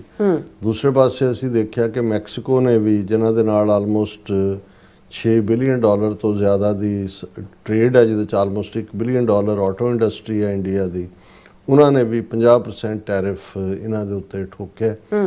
ਅਮਰੀਕਾ ਪਾਕਿਸਤਾਨ ਸੰਬੰਧ ਜਿਹੜੇ ਪਿਛਲੇ 8-9 ਮਹੀਨਿਆਂ ਦੇ ਵਿੱਚ ਇਹ ਕਹਿ ਲਓ ਵੀ 25 ਸਾਲ ਦੀ ਜਿਹੜੀ ਪਾਲਿਸੀ ਸੀ ਅਮਰੀਕਾ ਦੀ ਡੀਹਾਈਫਨੇਟ ਕਰਨ ਦੀ, ਭਾਰਤ ਪਾਕਿਸਤਾਨ ਨੂੰ ਅੱਡ ਕਰਕੇ ਦੇਖਣ ਦੀ, ਔਰ ਉਸ 'ਚੋਂ ਹੀ ਪਿਛਲੀ ਟਰੰਪ ਦੀ ਟਰਮ ਵੇਲੇ ਕੁਆਡ ਦੀ ਸਾਂਝ ਵੀ ਨਿਕਲੀ, ਔਰ ਭਾਰਤ ਨੇ ਵੀ ਜਿਹੜੇ ਆਪਣੇ ਬਹੁਤੇ ਹਥਿਆਰ ਅਮਰੀਕਾ ਔਰ ਇਜ਼ਰਾਈਲ ਤੋਂ ਲੈਣੇ ਸ਼ੁਰੂ ਕੀਤੇ, ਰੂਸ ਨੂੰ ਵੀ ਪਿੱਛੇ ਧੱਕਣਾ ਸ਼ੁਰੂ ਕੀਤਾ।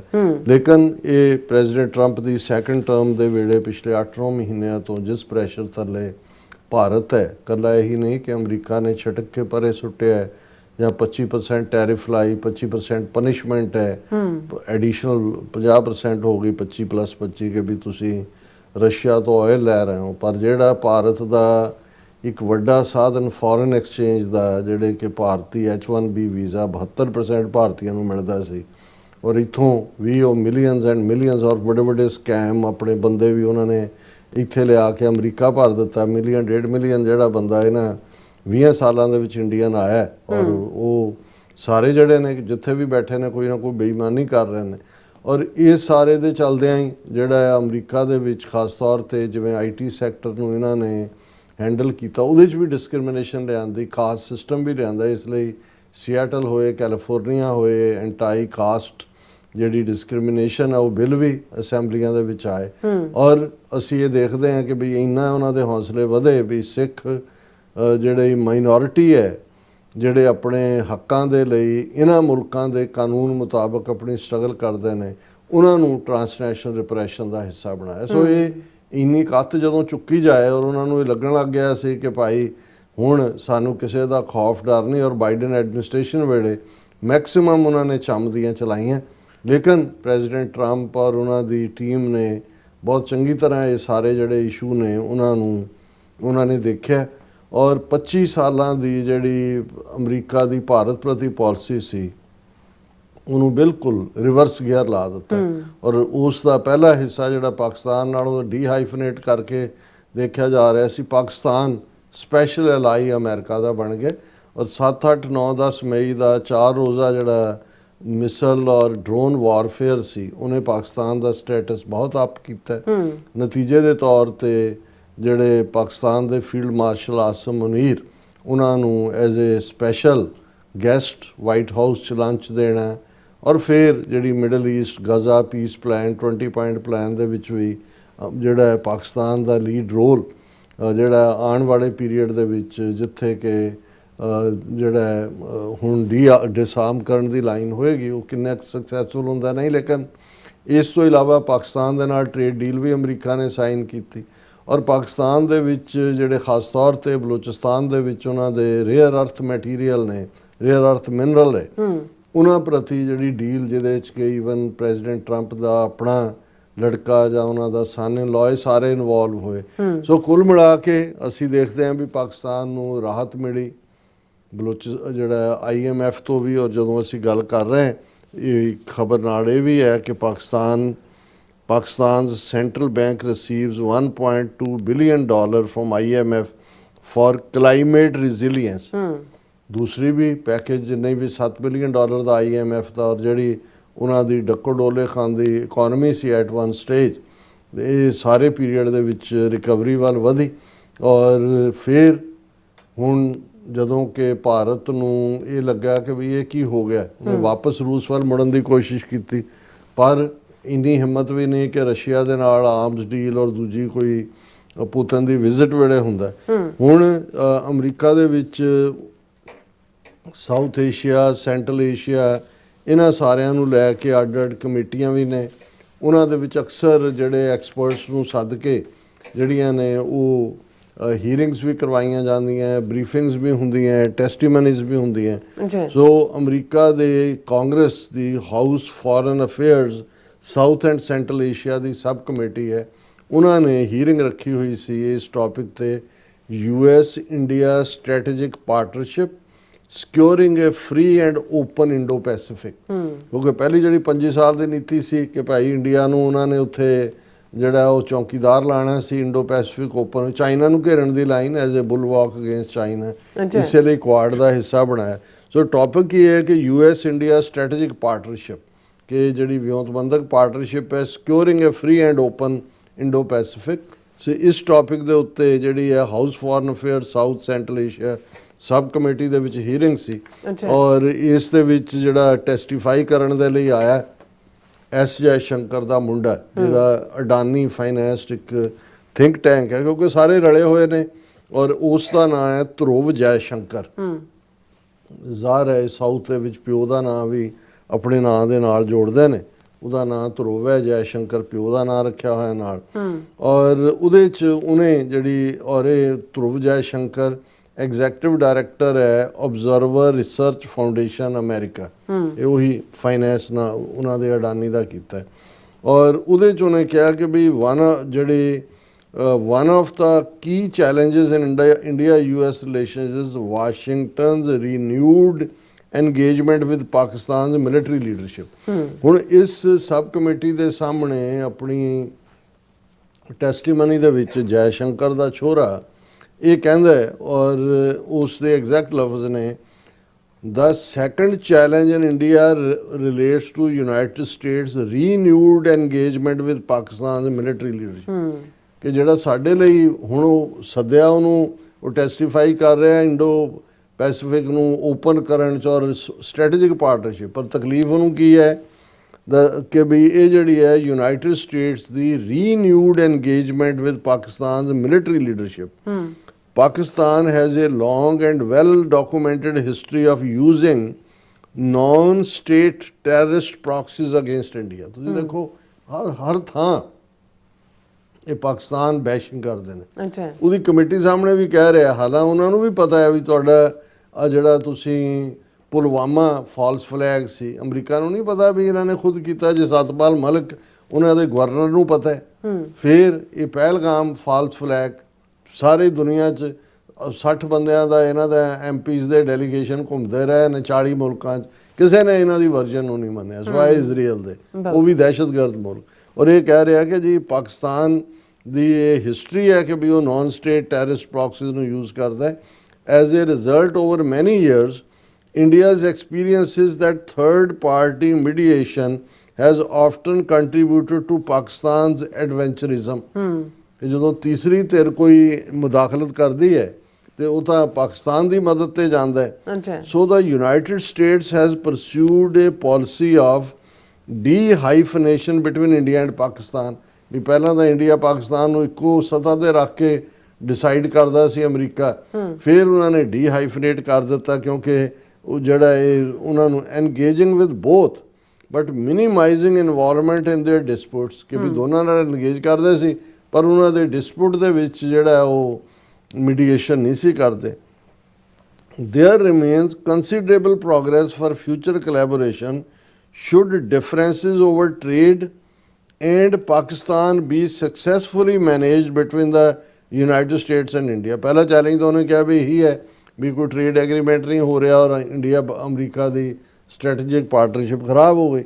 ਦੂਸਰਾ ਇਹ ਕਹਿੰਦਾ ਵੀ ਪਾਕਿਸਤਾਨ ਤੋਂ ਜਿਹੜਾ ਉਹ ਡਿਸਟੈਂਸ ਕਰੋ, ਔਰ ਇਸ ਲਾਈਨ ਦੇ ਉੱਤੇ ਹੀ ਉਹਨੇ ਅੱਗੋਂ ਲੰਬਾ ਚੌੜਾ ਜਿਹੜਾ ਇਹ ਪਾਰਟ ਕੀਤਾ। ਫਿਰ ਉਹਨੇ ਇਹ ਸਟੋਰੀ ਜਿਹੜੀ ਹੈ ਮੇਨ ਉਹਦਾ ਇਹ ਹੈ ਕਿ ਵੀ ਇਹ ਜਿਹੜੇ ਜੈ ਸ਼ੰਕਰ ਦੇ ਰਿਮਾਰਕ ਆਏ ਨੇ ਉਸ ਪੀਰੀਅਡ 'ਚ ਆਏ ਨੇ ਜਦੋਂ ਕਿ already United States has announced a major investment to boost mining activity in Pakistan's Balochistan province. Already America ਨੇ ਹੈਵੀਲੀ ਇਨਵੈਸਟ ਕੀਤਾ ਬਲੋਚਿਸਤਾਨ 'ਚ ਮਾਈਨਿੰਗ ਦੇ ਵਿੱਚ ਜਿਹੜਾ ਹੈ। On Wednesday, the US Export-Import Bank approved US $1.25 billion in financing to support development of the Reko Diq critical minerals project. ਇਹ ਬਲੂਚਿਸਤਾਨ 'ਚ America ਲਾ ਰਿਹਾ। $1.25 ਬਿਲੀਅਨ ਅਪਰੂਵ ਕੀਤੇ ਨੇ ਉਹਨਾਂ ਦੇ ਐਕਸਪੋਰਟ ਇੰਪੋਰਟ ਬੈਂਕ ਤੇ। Sharing a video on X charge d'affaires ad interim at the US embassy in Islamabad Natalie A Baker. ਹੁਣ ਇਹ ਇਨਵੈਸਟਮੈਂਟ ਹੈ ਉਹ ਨੈਟਲੀ ਏ ਬੇਕਰ ਕੀ ਜਿਹੜੀ ਹੈ ਉਹ ਕਹਿੰਦੇ ਨੇ Trump administration has made such commercial deals central to its diplomatic approach. I am pleased to highlight that US Export-Import Bank recently approved financing of US $1.25 billion to support the mining of critical minerals at Reko Diq in Pakistan, she said. ਹੁਣ ਜਿਹੜੀ ਇਸਲਾਮਾਬਾਦ 'ਚ ਇਹਨਾਂ ਦੀ charge ਦੀ affair ਹੈ America ਦੀ, ਉਹਨੇ ਇਹ ਕਿਹਾ ਜੀ ਅਸੀਂ $1.25 ਬਿਲੀਅਨ ਅਪਰੂਵ ਹੋਇਆ ਜਿਹੜਾ ਅਸੀਂ ਬਲੋਚਿਸਤਾਨ ਦੇ ਵਿੱਚ ਇਨਵੈਸਟ ਕਰਾਂਗੇ। ਫਿਰ ਉਹਨੇ ਕਿਹਾ ਕਿ ਬਈ ਇਹ ਜਿਹੜਾ ਇਸ ਸਾਰੇ ਜਿਹੜਾ ਐਕਸਿਮ ਬੈਂਕ ਹੈ $2 ਬਿਲੀਅਨ ਤੱਕ high quality US mining equipment ਆਏਗੀ, ਇੱਥੇ ਬਿਲਡ ਹੋਏਗੀ। ਔਰ ਰੈਕੋ ਡਿਕ ਮਾਈਨ ਦੇ ਵਿੱਚ creating an estimated 6,000 jobs in the US and 7,500 jobs in Balochistan Pakistan. ਹੁਣ ਐਸ ਜੈਸ਼ੰਕਰ ਉਹ ਹੁੰਦਾ ਕਿ ਬਈ ਉਹ ਕਿ ਨੱਕ ਵਢਾਉਣ ਨੂੰ ਤੇ ਉਹ ਫਿਰ ਇਹ ਨੱਥ ਕਢਾਉਣ ਨੂੰ। ਇਹ ਤਾਂ ਪਾਕਿਸਤਾਨ ਨੂੰ ਪੁੱਟ ਡਾਊਨ ਕਰ ਰਿਹਾ ਕਿ ਵੀ ਤੁਸੀਂ ਸਟ੍ਰੈਟੇਜਿਕ ਪਾਰਟਨਰਸ਼ਿਪ ਇੰਡੀਆ ਦੀ ਚੱਲ ਨਹੀਂ ਸਕਦੀ ਕਿਉਂਕਿ ਤੁਸੀਂ ਪਾਕਿਸਤਾਨ ਦੀ ਮਿਲਟਰੀ ਐਸਟੈਬਲਿਸ਼ਮੈਂਟ ਨਾਲ ਇੰਗੇਜ ਕਰ ਰਹੇ। ਉਹਨਾਂ ਨੇ ਕਿਹਾ ਜੀ ਇਕੱਲਾ ਮਿਲਟਰੀ ਨਹੀਂ, ਅਸੀਂ 1.2 ਬਿਲੀਅਨ ਦਾ ਲੋਨ ਵੀ ਅਪਰੂਵ ਹੋ ਗਿਆ, 2 ਬਿਲੀਅਨ ਦਾ ਹੋਣਾ ਰੇਅਰ ਅਰਥ ਮਿਨਰਲ ਜਿਹੜੇ ਨੇ ਉਹਨਾਂ ਦੇ ਉੱਤੇ ਜਿਹੜਾ ਕੰਮ ਹੋਏਗਾ।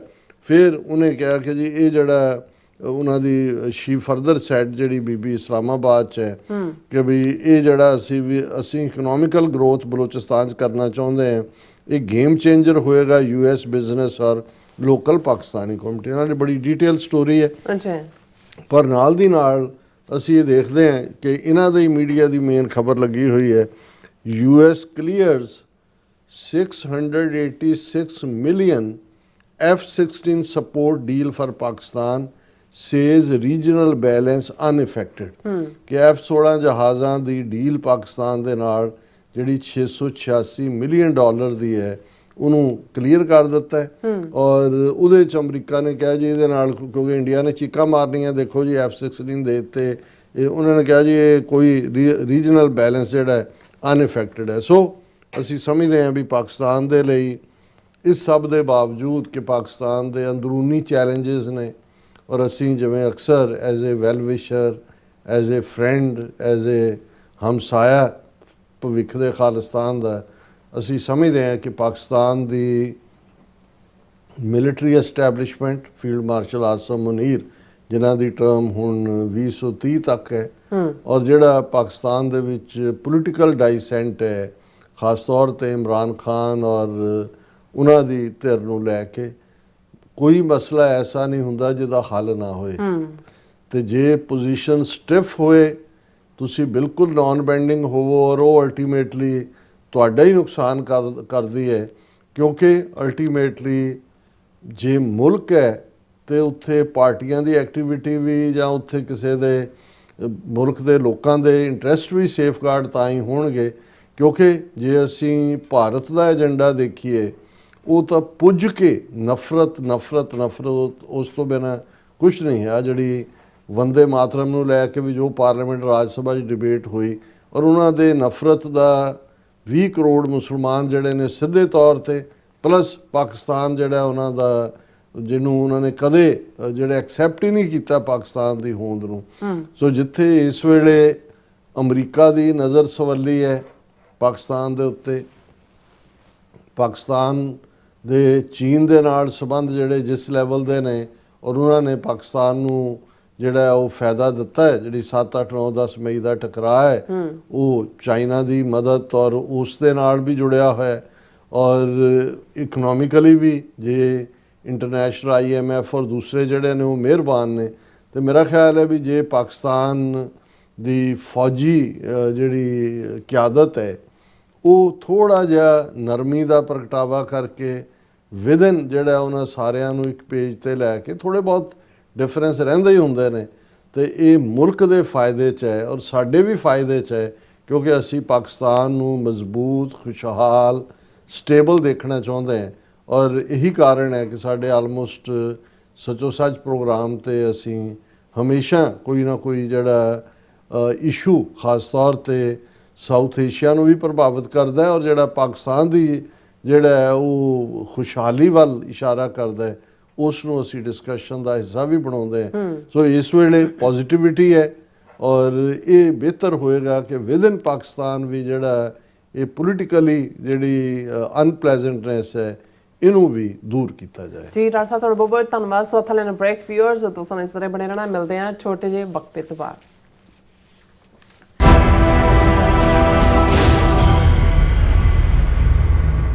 ਵਾਸ਼ਿੰਗਟਨ DC ਮੈਟਰੋਪੋਲੀਟਨ ਇਲਾਕੇ ਦੀ ਸਿੱਖ ਸੰਗਤ ਵੱਲੋਂ ਤੁਹਾਨੂੰ ਸਭ ਨੂੰ ਇੱਕ ਖਾਸ ਸਮਾਗਮ ਲਈ ਸੱਦਾ, ਜਿੱਥੇ ਤੁਸੀਂ ਮਿਲੋਗੇ ਸਾਡੇ ਖਾਸ ਮਹਿਮਾਨਾਂ ਦੇ ਨਾਲ। ਗਲੋਬਲ ਸਿੱਖ ਮੀਡੀਆ TV 84 ਲਈ ਕੀਤੇ ਜਾ ਰਹੇ ਫੰਡਰੇਜ਼ਰ ਦਾ ਹਿੱਸਾ ਬਣੋ ਤੇ ਪੰਥ ਪੰਜਾਬ ਦੀ ਗੱਲ ਨੂੰ ਅੱਗੇ ਤੋਰਨ ਲਈ ਆਪਣੇ 10 ਵੰਨ ਦਾ ਹਿੱਸਾ ਪਾਓ ਜੀ। TV 84 ਹੈ ਗਲੋਬਲ ਵੌਇਸ ਆਫ ਪੰਜਾਬ, ਪਹਿਲਾ ਪੰਥਕ ਚੈਨਲ ਅਤੇ ਹੱਕ ਸੱਚ ਦੀ ਆਵਾਜ਼। ਇਹ ਖਾਸ ਫੰਡਰੇਜ਼ਰ ਸਿੱਖ ਭਾਈਚਾਰੇ ਦੀ ਸੇਵਾ ਦੇ ਜਜ਼ਬੇ ਨੂੰ ਸਮਰਪਿਤ ਹੈ। ਤਾਂ ਐਤਵਾਰ 28 ਦਸੰਬਰ 2025 ਸਵੇਰੇ 9 ਵਜੇ ਤੋਂ ਦੁਪਹਿਰ 3 ਵਜੇ ਤੱਕ ਜ਼ਰੂਰ ਪਹੁੰਚੋ ਸਿੰਘ ਸਭਾ ਗੁਰਦੁਆਰਾ 12001 ਬ੍ਰੈਡੋਕ ਰੋਡ, ਫੇਅਰਫੈਕਸ, ਵਰਜੀਨੀਆ ਵਿਖੇ। ਹੋਰ ਜਾਣਕਾਰੀ ਲਈ ਅਤੇ ਇਸ ਪਵਿੱਤਰ ਸੇਵਾ ਦਾ ਹਿੱਸਾ ਬਣਨ ਲਈ ਸੰਪਰਕ ਕਰੋ ਬਲਵਿੰਦਰ ਸਿੰਘ ਚੱਠਾ 7039663913, ਪਵਨ ਸਿੰਘ 5712283841, ਦਵਿੰਦਰ ਸਿੰਘ ਦਿਓ 7036262561 ਅਤੇ ਹੋਰ ਕਈ ਸੇਵਾਦਾਰਾਂ ਦੇ ਨਾਲ। ਆਓ ਇਸ ਸੇਵਾ ਦਾ ਹਿੱਸਾ ਬਣੀਏ ਅਤੇ ਕੌਮ ਦੀ ਆਵਾਜ਼ ਨੂੰ ਮਜ਼ਬੂਤ ਬਣਾਈਏ। ਤੁਹਾਡਾ ਸਹਿਯੋਗ ਅਤੇ ਹਾਜ਼ਰੀ ਸਾਡੀ ਤਾਕਤ। ਧੰਨਵਾਦ।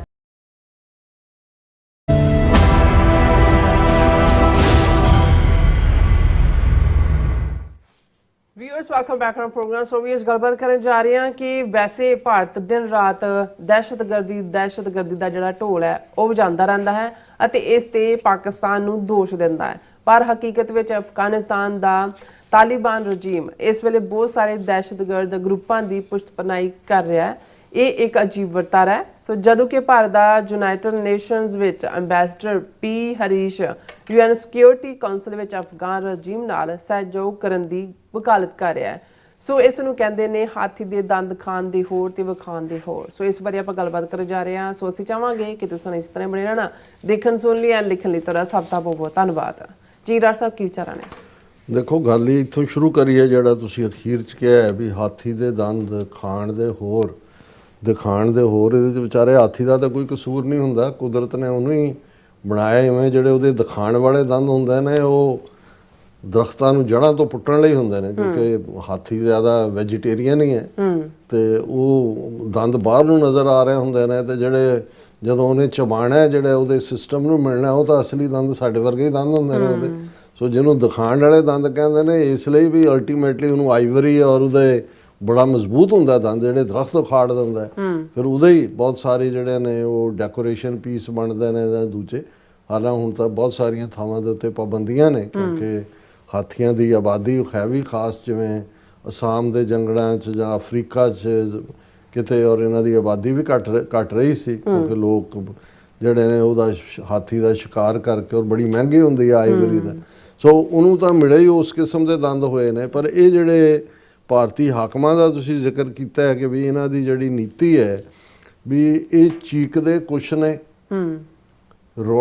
ਢੋਲ ਕੋਈ ਪਿੱਟਦੇ ਨੇ, ਲੇਕਿਨ ਇਹਨਾਂ ਦੀ ਆਪਣੀ ਕਰਤੂਤ ਜਿਹੜੀ ਹੈ ਉਹ ਕੋਈ ਹੋਰ ਬਣਾਈ ਹੋਈ ਹੈ। ਉਹਦੇ 'ਤੇ ਜਿਹੜੀ ਹੈ ਇੱਕ ਸਾਡੇ ਖਿੱਤੇ ਦੇ ਵਿੱਚ ਇੱਕ ਅਖਾਣ ਵੀ ਰਿਹਾ ਕਿ ਸ਼ਕਲ ਮੋਮਨਾ ਕਰਤੂਤ ਕਾਫਰਾਂ, ਕਿ ਵੀ ਤੁਸੀਂ ਦਾਅਵਾ ਕਰਦੇ ਹੋ ਵੀ ਤੁਸੀਂ ਮੋਮਨ ਹੋ ਪਰ ਤੁਹਾਡਾ ਵਿਹਾਰ ਜਿਹੜਾ ਉਹ ਕਾਫਰਾਂ ਵਾਲਾ ਹੈ। ਹੁਣ ਇਹ ਇਸ ਲਈ ਕਿ ਭਾਰਤ ਨਹਿਰੂ ਦੇ ਜ਼ਮਾਨੇ ਤੋਂ ਜਿਹਨੇ ਪਹਿਲੀ ਫੋਰਨ ਪਾਲਿਸੀ ਸੈੱਟ ਕੀਤੀ, ਪਹਿਲਾਂ ਤਾਂ ਨਾਨ ਅਲਾਈਨਮੈਂਟ ਦਾ ਝੰਡਾ ਚੁੱਕਿਆ ਕਿ ਜੀ ਅਸੀਂ, ਕਿਉਂਕਿ ਸੈਕੰਡ ਵਰਲਡ ਵਾਰ ਤੋਂ ਬਾਅਦ ਸੋਵੀਅਤ ਯੂਨੀਅਨ ਔਰ ਅਮਰੀਕਾ ਦੋ ਧਿਰਾਂ ਬਣ ਗਈਆਂ ਔਰ ਭਾਰਤ ਨੇ ਕਿਹਾ ਜੀ ਨਾ ਨਾ ਨਾ ਨਾ ਅਸੀਂ ਇੱਧਰ ਆ ਨਾ ਉੱਧਰ ਆ। ਹਾਲਾਂਕਿ ਖਾਂਦੇ ਦੋਨੋਂ ਪਾਸਿਓਂ ਰਹੇ। ਅਮਰੀਕਾ ਤੋਂ ਫਾਈਨੈਂਸ਼ੀਅਲ ਏਡ ਔਰ ਰੂਸ ਦੇ ਨਾਲ ਜਿਹੜਾ ਹੈ ਉਹ ਸੋਵੀਅਤ ਯੂਨੀਅਨ ਦੇ ਨਾਲ ਪੂਰਾ ਮਿਲਟਰੀ ਅਲਾਇੰਸ, ਔਰ ਇਹੀ ਕਾਰਨ ਹੈ ਕਿ ਭਾਰਤ ਦੀ ਉਹ ਮਿਲਟਰੀ ਇਕਵਿਪਮੈਂਟ ਹੋਏ ਜਾਂ ਈਵਨ ਉਹਨਾਂ ਦੇ ਸਟੀਲ ਪਲਾਂਟ ਦੁਰਗਾ ਔਰ ਭੋਪਾਲ ਔਰ ਦੂਜੇ ਤੀਜੇ ਜੋ ਵੀ ਇਹਨਾਂ ਨੇ ਬਣਾਏ ਉਹ ਸਾਰੇ ਸੋਵੀਅਤ ਯੂਨੀਅਨ ਦੇ ਪ੍ਰਭਾਵ ਥੱਲੇ ਹੀ ਸੀ। ਅਜੇ ਤੱਕ ਵੀ ਉਹਨਾਂ ਦੀ ਭਾਰਤੀ ਫੌਜ ਦੀ ਇਕਵਿਪਮੈਂਟ ਜਿਹੜੀ ਹੈ 60-70% ਜਿਹੜੀ ਹੈ ਉਹ ਸੋਵੀਅਤ ਯੂਨੀਅਨ ਵਾਲੀ ਹੈ, ਉੱਤੇ ਹੀ ਡਿਪੈਂਡ ਕਰਦੇ ਨੇ। ਉਹਨਾਂ ਦਾ ਹੀ ਉਹ ਜਿਹੜਾ ਫਲਾਈਂਗ ਕਾਫਿਨ ਜਿਹਨੂੰ ਮਿਗ ਕਹਿੰਦੇ ਸੀ, ਉਹ ਹੁਣ ਤੱਕ ਵੀ ਉਹਨੂੰ ਹੀ ਲੈ ਕੇ ਘੁੰਮਦੇ ਰਹੇ ਨੇ। ਔਰ ਇਸ ਸਾਰੇ ਦੇ ਬਾਵਜੂਦ ਜਿਹੜਾ ਅਮਰੀਕਾ ਨੇ ਜਦੋਂ ਕਿ ਸੋਵੀਅਤ ਯੂਨੀਅਨ ਦਾ ਕਲੈਪਸ ਹੋਇਆ ਭਾਰਤ ਨੂੰ ਨੇੜੇ ਲਿਆਂਦਾ, ਕਿਉਂਕਿ ਉਦੋਂ ਤੱਕ ਚਾਈਨਾ ਦੇ ਰਾਈਜ਼ਿੰਗ ਪਾਵਰ ਦਾ ਬਣ ਗਿਆ ਗੱਲ, ਇਕਨੋਮਿਕਲ ਪਾਵਰ ਔਰ ਮਿਲੀਟੈਰਲੀ ਉਹਨਾਂ ਨੂੰ ਲੱਗਾ ਵੀ ਇੰਡੀਆ ਨੂੰ ਐਜ਼ ਏ ਬੁਲਵਾਕ ਯੂਜ਼ ਕਰਦੇ ਆ ਚਾਈਨਾ ਦੇ ਖਿਲਾਫ। ਔਰ ਜਿਵੇਂ ਅਸੀਂ ਗੱਲ ਕੀਤੀ ਹੈ ਕਿ 25 ਸਾਲ ਬਾਅਦ ਜਿਹੜਾ ਅਮਰੀਕਾ ਨੇ ਹੁਣ ਰਿਵਰਸ ਗੇਅਰ ਲਾਇਆ, ਉਹਨਾਂ ਨੂੰ ਲੱਗਾ ਵੀ ਇਹਨਾਂ ਦੇ ਪੱਲੇ ਕੁਛ ਨਹੀਂ, ਨਾ ਇਹ ਚੀਨ ਦੇ ਬਰਾਬਰ ਖਲੋ ਸਕਦੇ ਨੇ। ਔਰ ਪਾਕਿਸਤਾਨ ਨਾਲ ਵੀ ਜਿਹੜਾ 4 ਰੋਜ਼ਾ 7, 8, 9, 10 ਮਈ ਦਾ ਮਿਸਲ ਡਰੋਨ ਫਾਈਟ ਸੀ, ਉਹਦੇ 'ਚ ਇੰਡੀਆ ਦੀ ਚੰਗੀ ਤਹਿ ਪਾਕਿਸਤਾਨ ਨੇ ਲਾਈ। ਔਰ ਕਿਉਂਕਿ ਇੰਡੀਆ ਜਿਹਨੇ ਖੁਦ ਦਹਿਸ਼ਤਗਰਦੀ ਕਰਕੇ ਸਟੇਟ ਟੈਰਰਿਜ਼ਮ ਦਾ ਸਹਾਰਾ ਲੈ ਕੇ ਮੁਕਤੀ ਵਾਹਿਨੀ ਦਾ ਇੱਕ ਲੇਬਲ ਵਰਤ ਕੇ ਪਾਕਿਸਤਾਨ ਨੂੰ 2 ਹਿੱਸਿਆਂ 'ਚ ਤੋੜਿਆ ਸੀ 71 ਦੇ ਵਿੱਚ। ਸ੍ਰੀਲੰਕਾ ਦੇ ਵਿੱਚ ਕਿਵੇਂ ਇਹਨਾਂ ਨੇ ਤਾਮਿਲ ਐਲਮ ਦੇ ਥੱਲੇ ਲਿਟੇ ਪ੍ਰਭਾਕਰਨ ਖੜਾ ਕਰਕੇ ਉਹਨਾਂ ਨੂੰ ਸਿਵਲ ਵਾਰ 'ਚ ਧੱਕ ਕੇ 60-70 ਹਜ਼ਾਰ ਸ੍ਰੀਲੰਕਨ ਮਰਵਾਇਆ। ਔਰ ਇਹੀ ਪਾਰਟ ਦੇ ਚਲਦਿਆਂ ਹੁਣ ਜਦੋਂ ਕਿ ਭਾਰਤ ਆਈਸੋਲੇਟ ਹੋਇਆ, ਅਮਰੀਕਾ ਨੇ ਵੀ ਗੁੱਠੇ ਲਾ ਦਿੱਤਾ ਹੈ ਔਰ ਪਾਕਿਸਤਾਨ ਦਾ ਇੱਕ ਆਪਣੇ ਲੈਵਲ ਦੇ ਉੱਤੇ ਜਿਹੜੀ ਉਸ ਦਾ ਸਟੇਟਸ ਇਸਲਾਮਿਕ ਵਰਲਡ ਦੇ ਵਿੱਚ ਵੀ ਔਰ ਐਜ਼ ਏ ਮਿਲਟਰੀ ਪਾਵਰ ਵੀ ਜਿਹੜਾ ਉਹ ਰੈਕਗਨਾਈਜ਼ ਹੋਣਾ ਸ਼ੁਰੂ ਹੋਇਆ। ਤੇ ਇਹਨਾਂ ਨੇ ਬਿਲਕੁਲ ਇੱਕ ਪਾਸੇ ਭਾਰਤ ਦਾ ਹਮੇਸ਼ਾ propaganda, Pakistan epicentre of terrorism, non state actor, Lashkar-e-Taiba, ਇਹਨਾਂ ਦਾ ਤੁਸੀਂ UN ਸਿਕਿਉਰਿਟੀ ਕਾਉਂਸਲ 'ਚ ਪਿਛਲੇ 25-30 ਸਾਲ 'ਚ ਦੇਖੋ ਇਸੇ ਕੰਮ ਤੇ ਹੀ ਲੱਗੇ ਰਹੇ ਨੇ ਕਿ ਜੀ ਲਸ਼ਕਰ-ਏ-ਤੋਇਬਾ ਨੂੰ ਉਹ ਹਿਜ਼ਬੁਲ ਮੁਜਾਹਿਦੀਨ ਔਰ ਫਲਾਣਾ ਉਹਦਾ ਰੈਜ਼ਿਸਟੈਂਸ ਫਰੰਟ, ਇਹਨਾਂ ਨੂੰ ਦਹਿਸ਼ਤਗਰਦ ਜਥੇਬੰਦੀਆਂ ਬਣਾਓ, ਇਹਨੂੰ ਫਲਾਣਾ ਕਰੋ। ਇਹ ਸਾਰੇ ਦੇ ਉੱਤੇ ਹੀ ਔਰ ਹਰ ਪਲੇਟਫਾਰਮ ਜਿੱਥੇ ਇਹਨਾਂ ਨੂੰ ਮੌਕਾ ਮਿਲਦਾ ਹੈ ਇਹ ਪਾਕਿਸਤਾਨ ਨੂੰ ਦਹਿਸ਼ਤਗਰਦੀ ਦੇ ਖਾਤੇ 'ਚ ਹੀ ਪਾਉਂਦੇ ਨੇ। ਹਾਲਾਂਕਿ ਖੁਦ ਇਹਨਾਂ ਨੇ ਹੀ ਉਹ ਤਹਿਰੀਕੇ ਤਾਲਿਬਾਨ ਖੜੀ ਕਰਕੇ ਅਫਗਾਨਿਸਤਾਨ 'ਚ ਉਹਦਾ ਬੇਸ ਬਣਾਇਆ ਹੋਇਆ ਹੈ, ਪਾਕਿਸਤਾਨ 'ਤੇ ਹਮਲੇ ਕਰਦੇ ਨੇ। Balochistan liberation army so called, ਜਿਹਦੀ ਬਲੋਚਾਂ ਦੀ ਹਮਾਇਤ 'ਚ ਮੋਦੀ ਨੇ ਲਾਲ ਕਿਲੇ ਦੇ ਆਪਣੇ ਐਡਰੈਸ ਤੋਂ ਵੀ ਜਿਹੜਾ ਸੰਬੋਧਨ ਕੀਤਾ।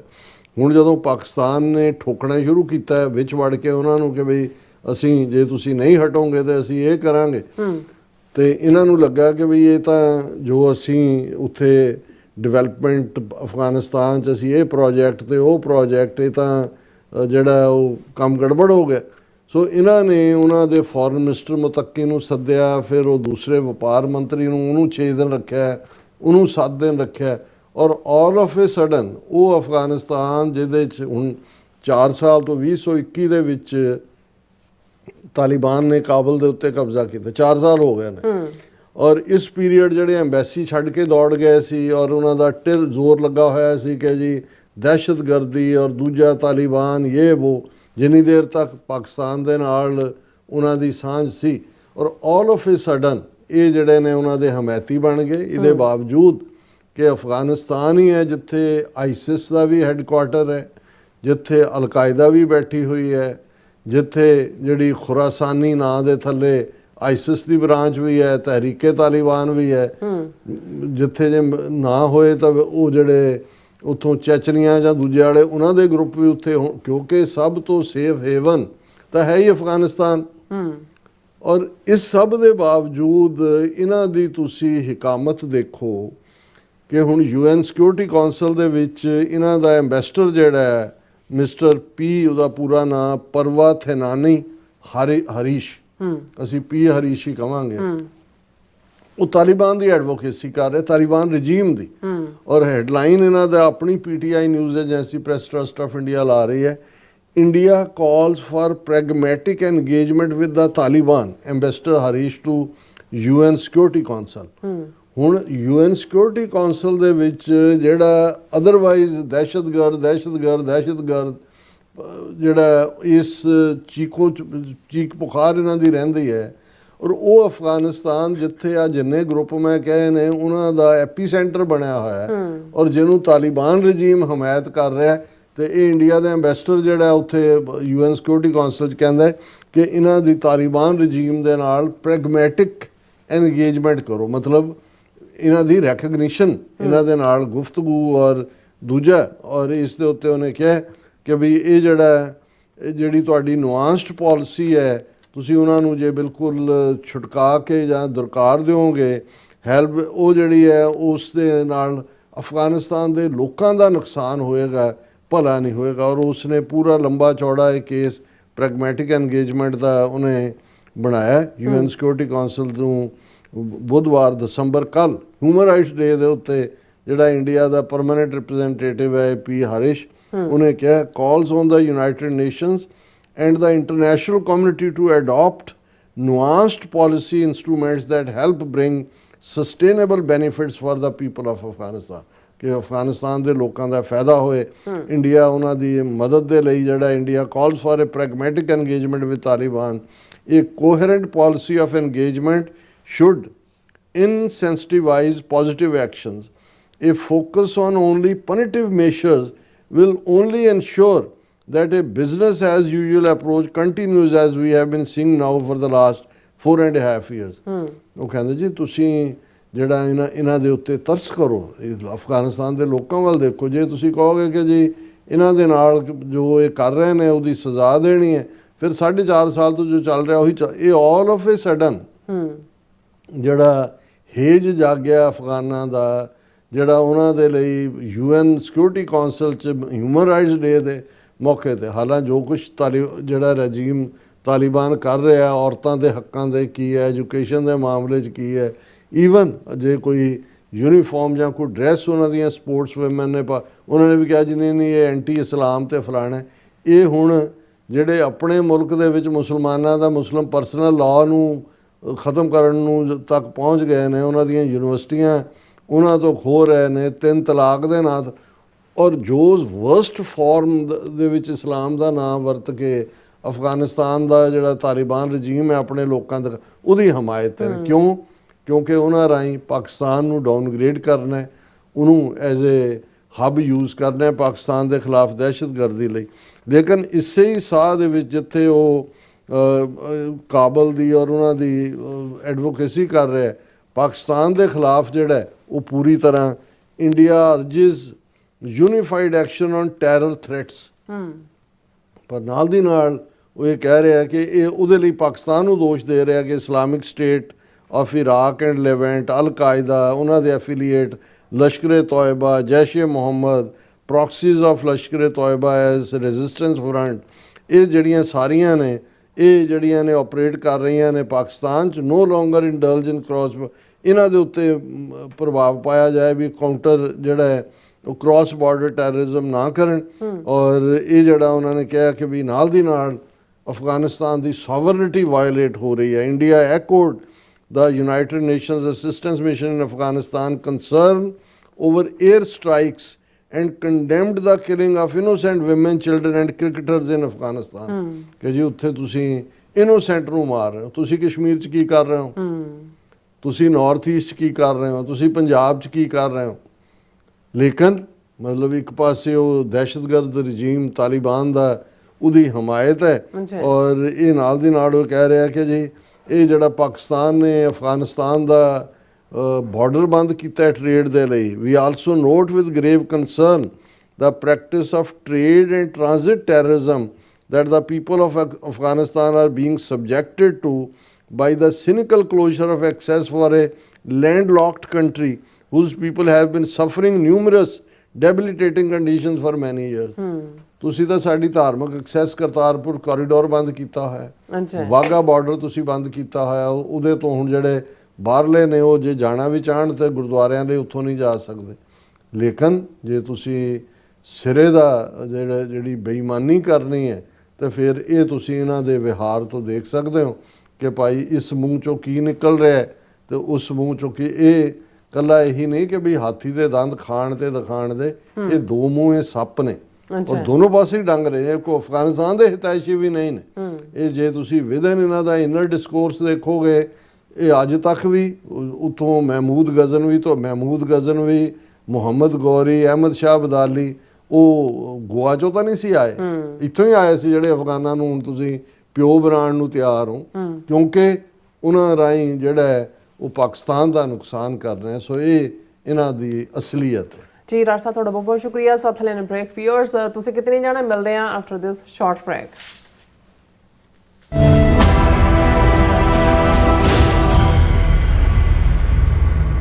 ਵਾਸ਼ਿੰਗਟਨ ਡੀਸੀ ਮੈਟਰੋਪੋਲੀਟਨ ਇਲਾਕੇ ਦੀ ਸਿੱਖ ਸੰਗਤ ਵੱਲੋਂ ਤੁਹਾਨੂੰ ਸਭ ਨੂੰ ਇੱਕ ਖਾਸ ਸਮਾਗਮ ਲਈ ਸੱਦਾ, ਜਿੱਥੇ ਤੁਸੀਂ ਮਿਲੋਗੇ ਸਾਡੇ ਖਾਸ ਮਹਿਮਾਨਾਂ ਦੇ ਨਾਲ। ਗਲੋਬਲ ਸਿੱਖ ਮੀਡੀਆ TV 84 ਲਈ ਕੀਤੇ ਜਾ ਰਹੇ ਫੰਡਰੇਜ਼ਰ ਦਾ ਹਿੱਸਾ ਬਣੋ ਤੇ ਪੰਥ ਪੰਜਾਬ ਦੀ ਗੱਲ ਨੂੰ ਅੱਗੇ ਤੋਰਨ ਲਈ ਆਪਣੇ 10 ਵੰਨ ਦਾ ਹਿੱਸਾ ਪਾਓ ਜੀ। TV 84 ਹੈ ਗਲੋਬਲ ਵੌਇਸ ਆਫ ਪੰਜਾਬ, ਪਹਿਲਾ ਪੰਥਕ ਚੈਨਲ ਅਤੇ ਹੱਕ ਸੱਚ ਦੀ ਆਵਾਜ਼। ਇਹ ਖਾਸ ਫੰਡਰੇਜ਼ਰ ਸਿੱਖ ਭਾਈਚਾਰੇ ਦੀ ਸੇਵਾ ਦੇ ਜਜ਼ਬੇ ਨੂੰ ਸਮਰਪਿਤ ਹੈ। ਤਾਂ ਐਤਵਾਰ 28 ਦਸੰਬਰ 2025 ਸਵੇਰੇ 9 ਵਜੇ ਤੋਂ ਦੁਪਹਿਰ 3 ਵਜੇ ਤੱਕ ਜ਼ਰੂਰ ਪਹੁੰਚੋ ਸਿੰਘ ਸਭਾ ਗੁਰਦੁਆਰਾ 12001 ਬ੍ਰੈਡੋਕ ਰੋਡ, ਫੇਅਰਫੈਕਸ, ਵਰਜੀਨੀਆ ਵਿਖੇ। ਹੋਰ ਜਾਣਕਾਰੀ ਲਈ ਅਤੇ ਇਸ ਪਵਿੱਤਰ ਸੇਵਾ ਦਾ ਹਿੱਸਾ ਬਣਨ ਲਈ ਸੰਪਰਕ ਕਰੋ ਬਲਵਿੰਦਰ ਸਿੰਘ ਚੱਠਾ 7039663913, ਪਵਨ ਸਿੰਘ 5712283841, ਦਵਿੰਦਰ ਸਿੰਘ ਦਿਓ 7036262561 ਅਤੇ ਹੋਰ ਕਈ ਸੇਵਾਦਾਰਾਂ ਦੇ ਨਾਲ। ਆਓ ਇਸ ਸੇਵਾ ਦਾ ਹਿੱਸਾ ਬਣੀਏ ਅਤੇ ਕੌਮ ਦੀ ਆਵਾਜ਼ ਨੂੰ ਮਜ਼ਬੂਤ ਬਣਾਈਏ। ਤੁਹਾਡਾ ਸਹਿਯੋਗ ਅਤੇ ਹਾਜ਼ਰੀ ਸਾਡੀ ਤਾਕਤ। ਧੰਨਵਾਦ।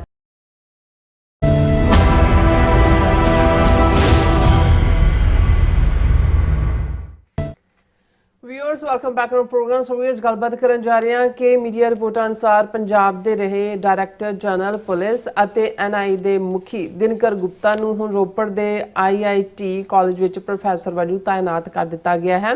ਦਿਨਕਰ ਗੁਪਤਾ ਸੈਂਕੜਿਆਂ ਸਿੱਖ ਨੌਜਵਾਨਾਂ ਦੇ ਝੂਠੇ ਪੁਲਿਸ ਮੁਕਾਬਲਿਆਂ ਲਈ ਜਾਣਿਆ ਜਾਂਦਾ ਹੈ ਅਤੇ ਉਸ ਦੀ ਅਗਵਾਈ ਹੇਠ ਖਾਲਿਸਤਾਨੀ ਐਕਟਿਵਿਸਟ ਦੇ ਖਿਲਾਫ ਟ੍ਰਾਂਸਨੈਸ਼ਨਲ ਰਿਪਰੈਸ਼ਨ ਦੀ ਨੀਤੀ ਵੀ ਘੜੀ ਗਈ। ਪੰਜਾਬ ਦੇ DGP ਹੁੰਦਿਆਂ ਉਸਨੇ ਕਰਤਾਰਪੁਰ ਲਾਂਘੇ ਦੇ ਵੀ ਖੁੱਲ੍ਹ ਕੇ ਜਿਹੜਾ ਉਹਨਾਂ ਨੇ ਵਿਰੋਧ ਕੀਤਾ। ਸੋ ਉਹਨੂੰ ਰੋਪੜ ਲਿਆ ਕੇ ਬਿਠਾਉਣਾ ਭਵਿੱਖ ਵਿੱਚ ਸਿੱਖਾਂ ਦੇ ਖਿਲਾਫ ਕਿਸੇ ਖਤਰਨਾਕ ਖੇਲ ਦੀ ਨਿਸ਼ਾਨਦੇਹੀ ਕਰਦਾ ਹੈ। ਸੋ ਇਸ ਬਾਰੇ ਆਪਾਂ ਗੱਲਬਾਤ ਕਰਨ ਜਾ ਰਹੇ ਹਾਂ ਔਰ ਨਾਲ ਜਿਹੜੇ ਤੁਹਾਡੇ ਲਾਈਵ ਮੈਸੇਜ ਨੇ ਉਹ ਵੀ ਆਪਾਂ ਸ਼ੇਅਰ ਕਰਾਂਗੇ। ਸੋ ਅਸੀਂ ਚਾਹਾਂਗੇ ਕਿ ਤੁਸੀਂ ਇਸ ਤਰ੍ਹਾਂ ਬਣੇ ਰਹਿਣਾ। ਦੇਖਣ ਸੁਣ ਲਈ ਜਾਂ ਲਿਖਣ ਲਈ ਤੁਹਾਡਾ ਸਭ ਦਾ ਬਹੁਤ ਬਹੁਤ ਧੰਨਵਾਦ ਜੀ। ਰਾਜ ਸਾਹਿਬ, ਕੀ ਵਿਚਾਰਾਂ ਨੇ?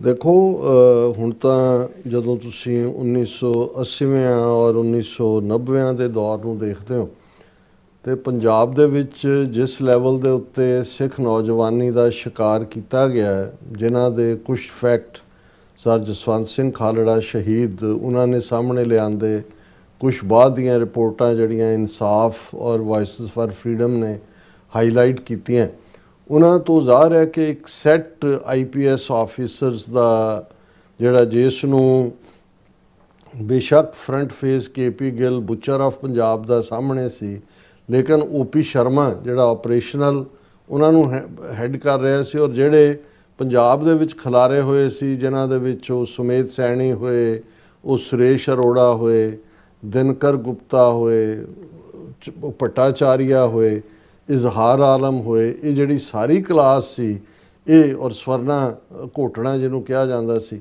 ਇਸ ਲੈਵਲ ਦੇ ਉਹਨਾਂ ਨੇ ਜਿਨ੍ਹਾਂ ਨੇ ਜੀਪ ਭਰ ਕੇ ਆਪਣਾ ਜਿਹੜੇ ਸਿੱਖਾਂ ਦੇ ਨਾਲ ਨਫ਼ਰਤ ਨਾਲ ਭਰੇ ਹੋਏ, ਉਹਨਾਂ ਨੇ ਹਜ਼ਾਰਾਂ ਸਿੱਖ ਨੌਜਵਾਨਾਂ ਨੂੰ ਝੂਠੇ ਪੁਲਿਸ ਮੁਕਾਬਲਿਆਂ ਦੇ ਵਿੱਚ ਮਾਰਿਆ। ਫਿਰ ਅਸੀਂ ਦੇਖਦੇ ਹਾਂ ਕਿ ਇਹ ਉਦੋਂ ਬਹੁਤ ਸਾਰੇ IPS ਕਾਡਰ ਅਜੇ 80s ਦੇ ਹੀ ਸੀ, ਕੁਝ ਡੈਪੂਟੇਸ਼ਨ 'ਤੇ ਆਏ, ਲੇਕਿਨ ਕੁਝ ਡਾਇਰੈਕਟਲੀ ਤੌਰ ਦੇ ਉੱਤੇ ਜਿਹੜੇ ਰਹੇ, ਫਿਰ ਉਹਨਾਂ 'ਚੋਂ ਉਹ DGP ਵੀ ਬਣੇ। ਹੁਣ ਜਿਵੇਂ ਸੁਮੇਧ ਸੈਣੀ ਜਿਸ ਦੇ ਖਿਲਾਫ ਕਿੰਨੀ ਜਿਹੜੇ ਨੇ ਐਨਕਾਊਂਟਰ ਦੇ ਕੇਸ ਸੀ, ਉਹਦੇ ਆਪਣੇ ਰਿਸ਼ਤੇਦਾਰਾਂ ਨੂੰ ਸੈਣੀ ਮੋਟਰਸ ਵਾਲਿਆਂ ਨੂੰ ਮਾਰਿਆ ਹੋਇਆ ਸੀ, ਔਰ ਪ੍ਰੋਫੈਸਰ ਦਵਿੰਦਰਪਾਲ ਸਿੰਘ ਭੁੱਲਰ ਦੇ ਫਾਦਰ ਮਾਸੜ, ਲੇਕਿਨ ਇਹਦੇ ਬਾਵਜੂਦ ਇਸੇ ਤਰ੍ਹਾਂ ਸੁਰੇਸ਼ ਅਰੋੜਾ ਔਰ ਇਹ ਸਾਰੀ ਕਲਾਸ, ਇਜ਼ਹਾਰ ਆਲਮ, ਇਹਨਾਂ ਸਾਰਿਆਂ ਨੂੰ ਕਿਵੇਂ ਉਹ ਹਕੂਮਤ ਅਕਾਲੀ ਦਲ ਦੀ ਸੀ, ਕਾਂਗਰਸ ਦੀ ਸੀ, ਜਾਂ ਕੋਈ ਵੀ ਜਿਹੜੀ ਹੈ ਉਹ ਫੋਲੋ ਅਪ 80s ਤੋਂ ਬਾਅਦ ਬਣੀਆਂ ਉਹਨਾਂ ਨੂੰ ਨਵਾਜਿਆ ਗਿਆ। ਔਰ ਫਿਰ ਇਕੱਲਾ ਇਹੀ ਨਹੀਂ ਕਿ ਵੀ ਜਿਹੜੇ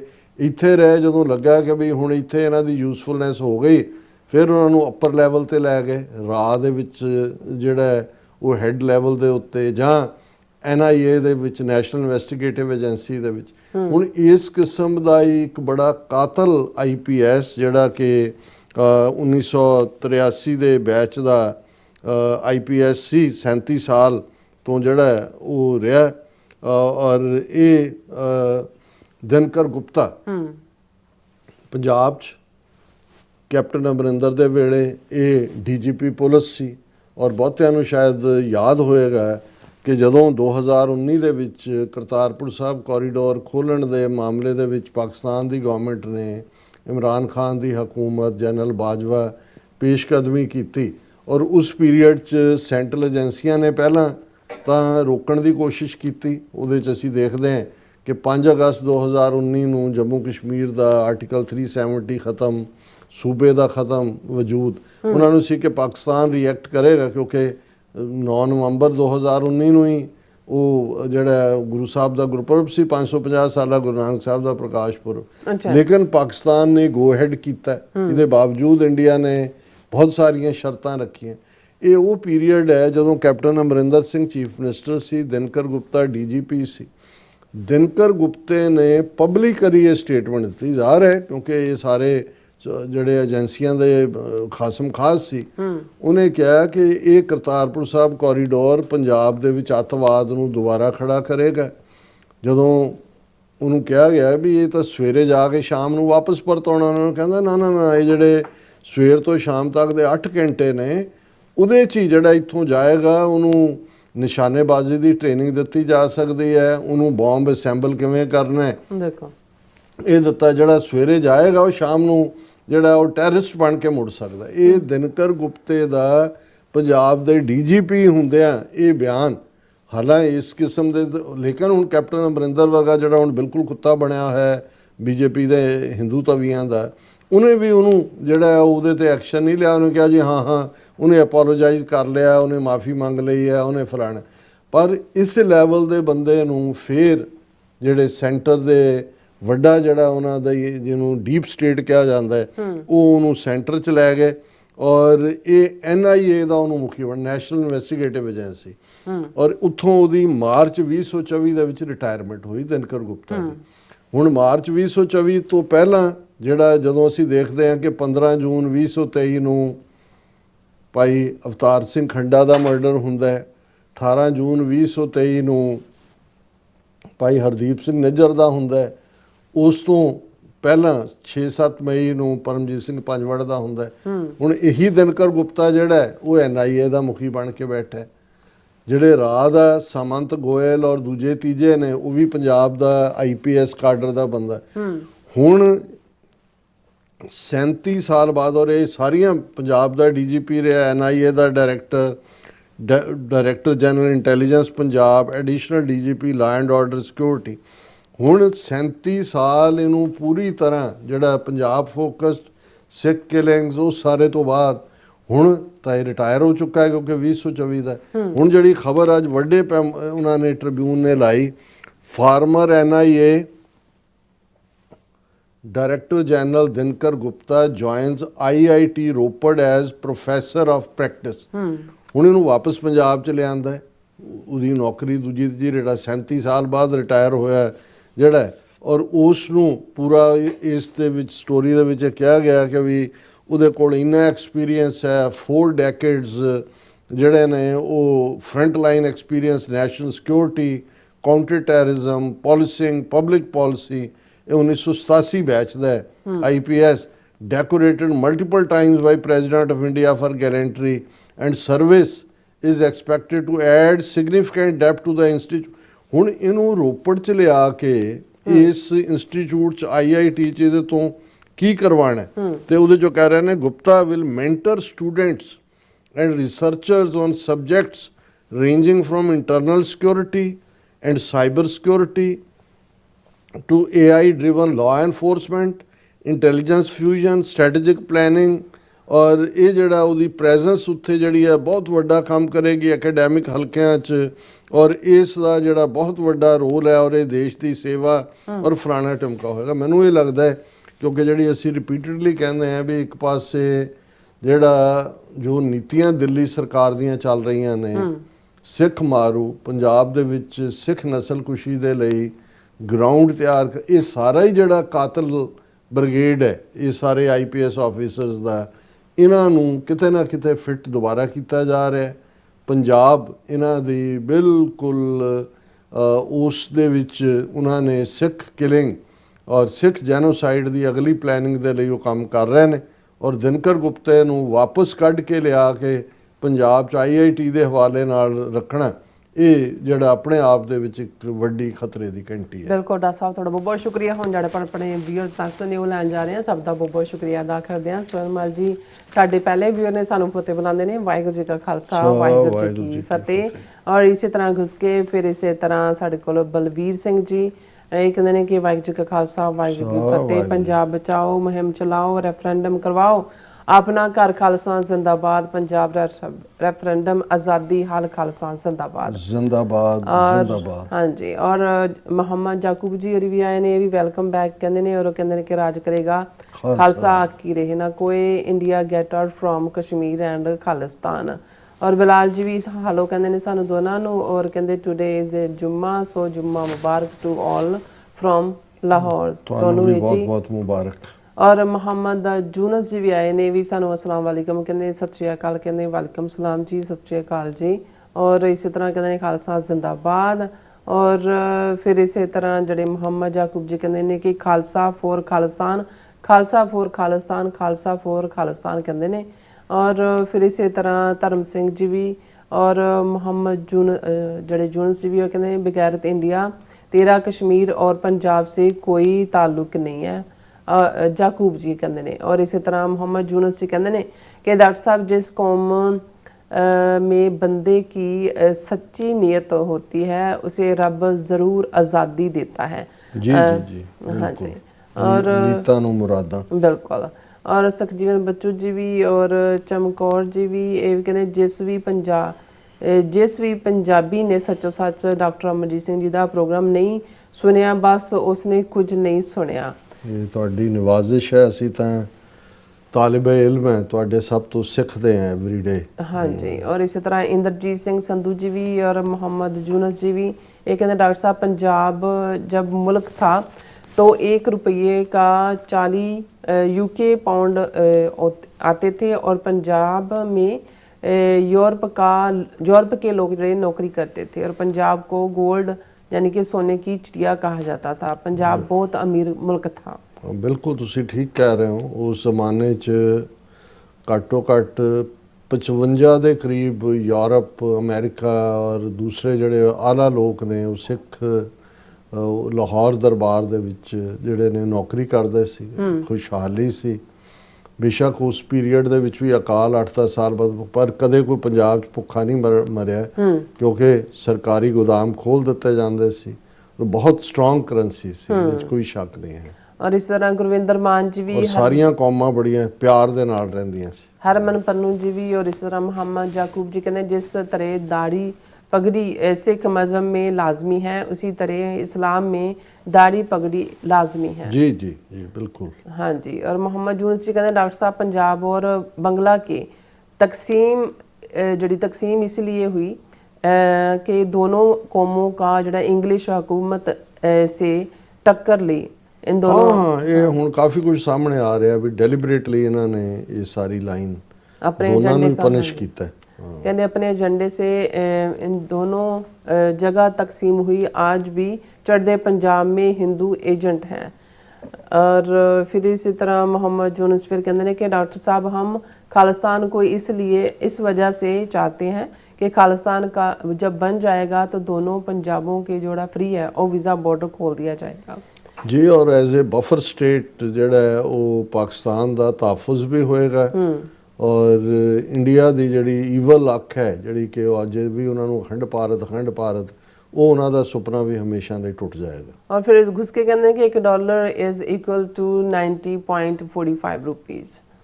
और बलान जी भी लेटेस्ट उन्होंने बहुत हाँ जी शुक्रिया। सरपंच गिल जी भी और फिर तरह गुस्के जी भी कहते खालसा जिंदाबाद ऑलवेज ग्रेट अमेजिंग प्रोग्राम।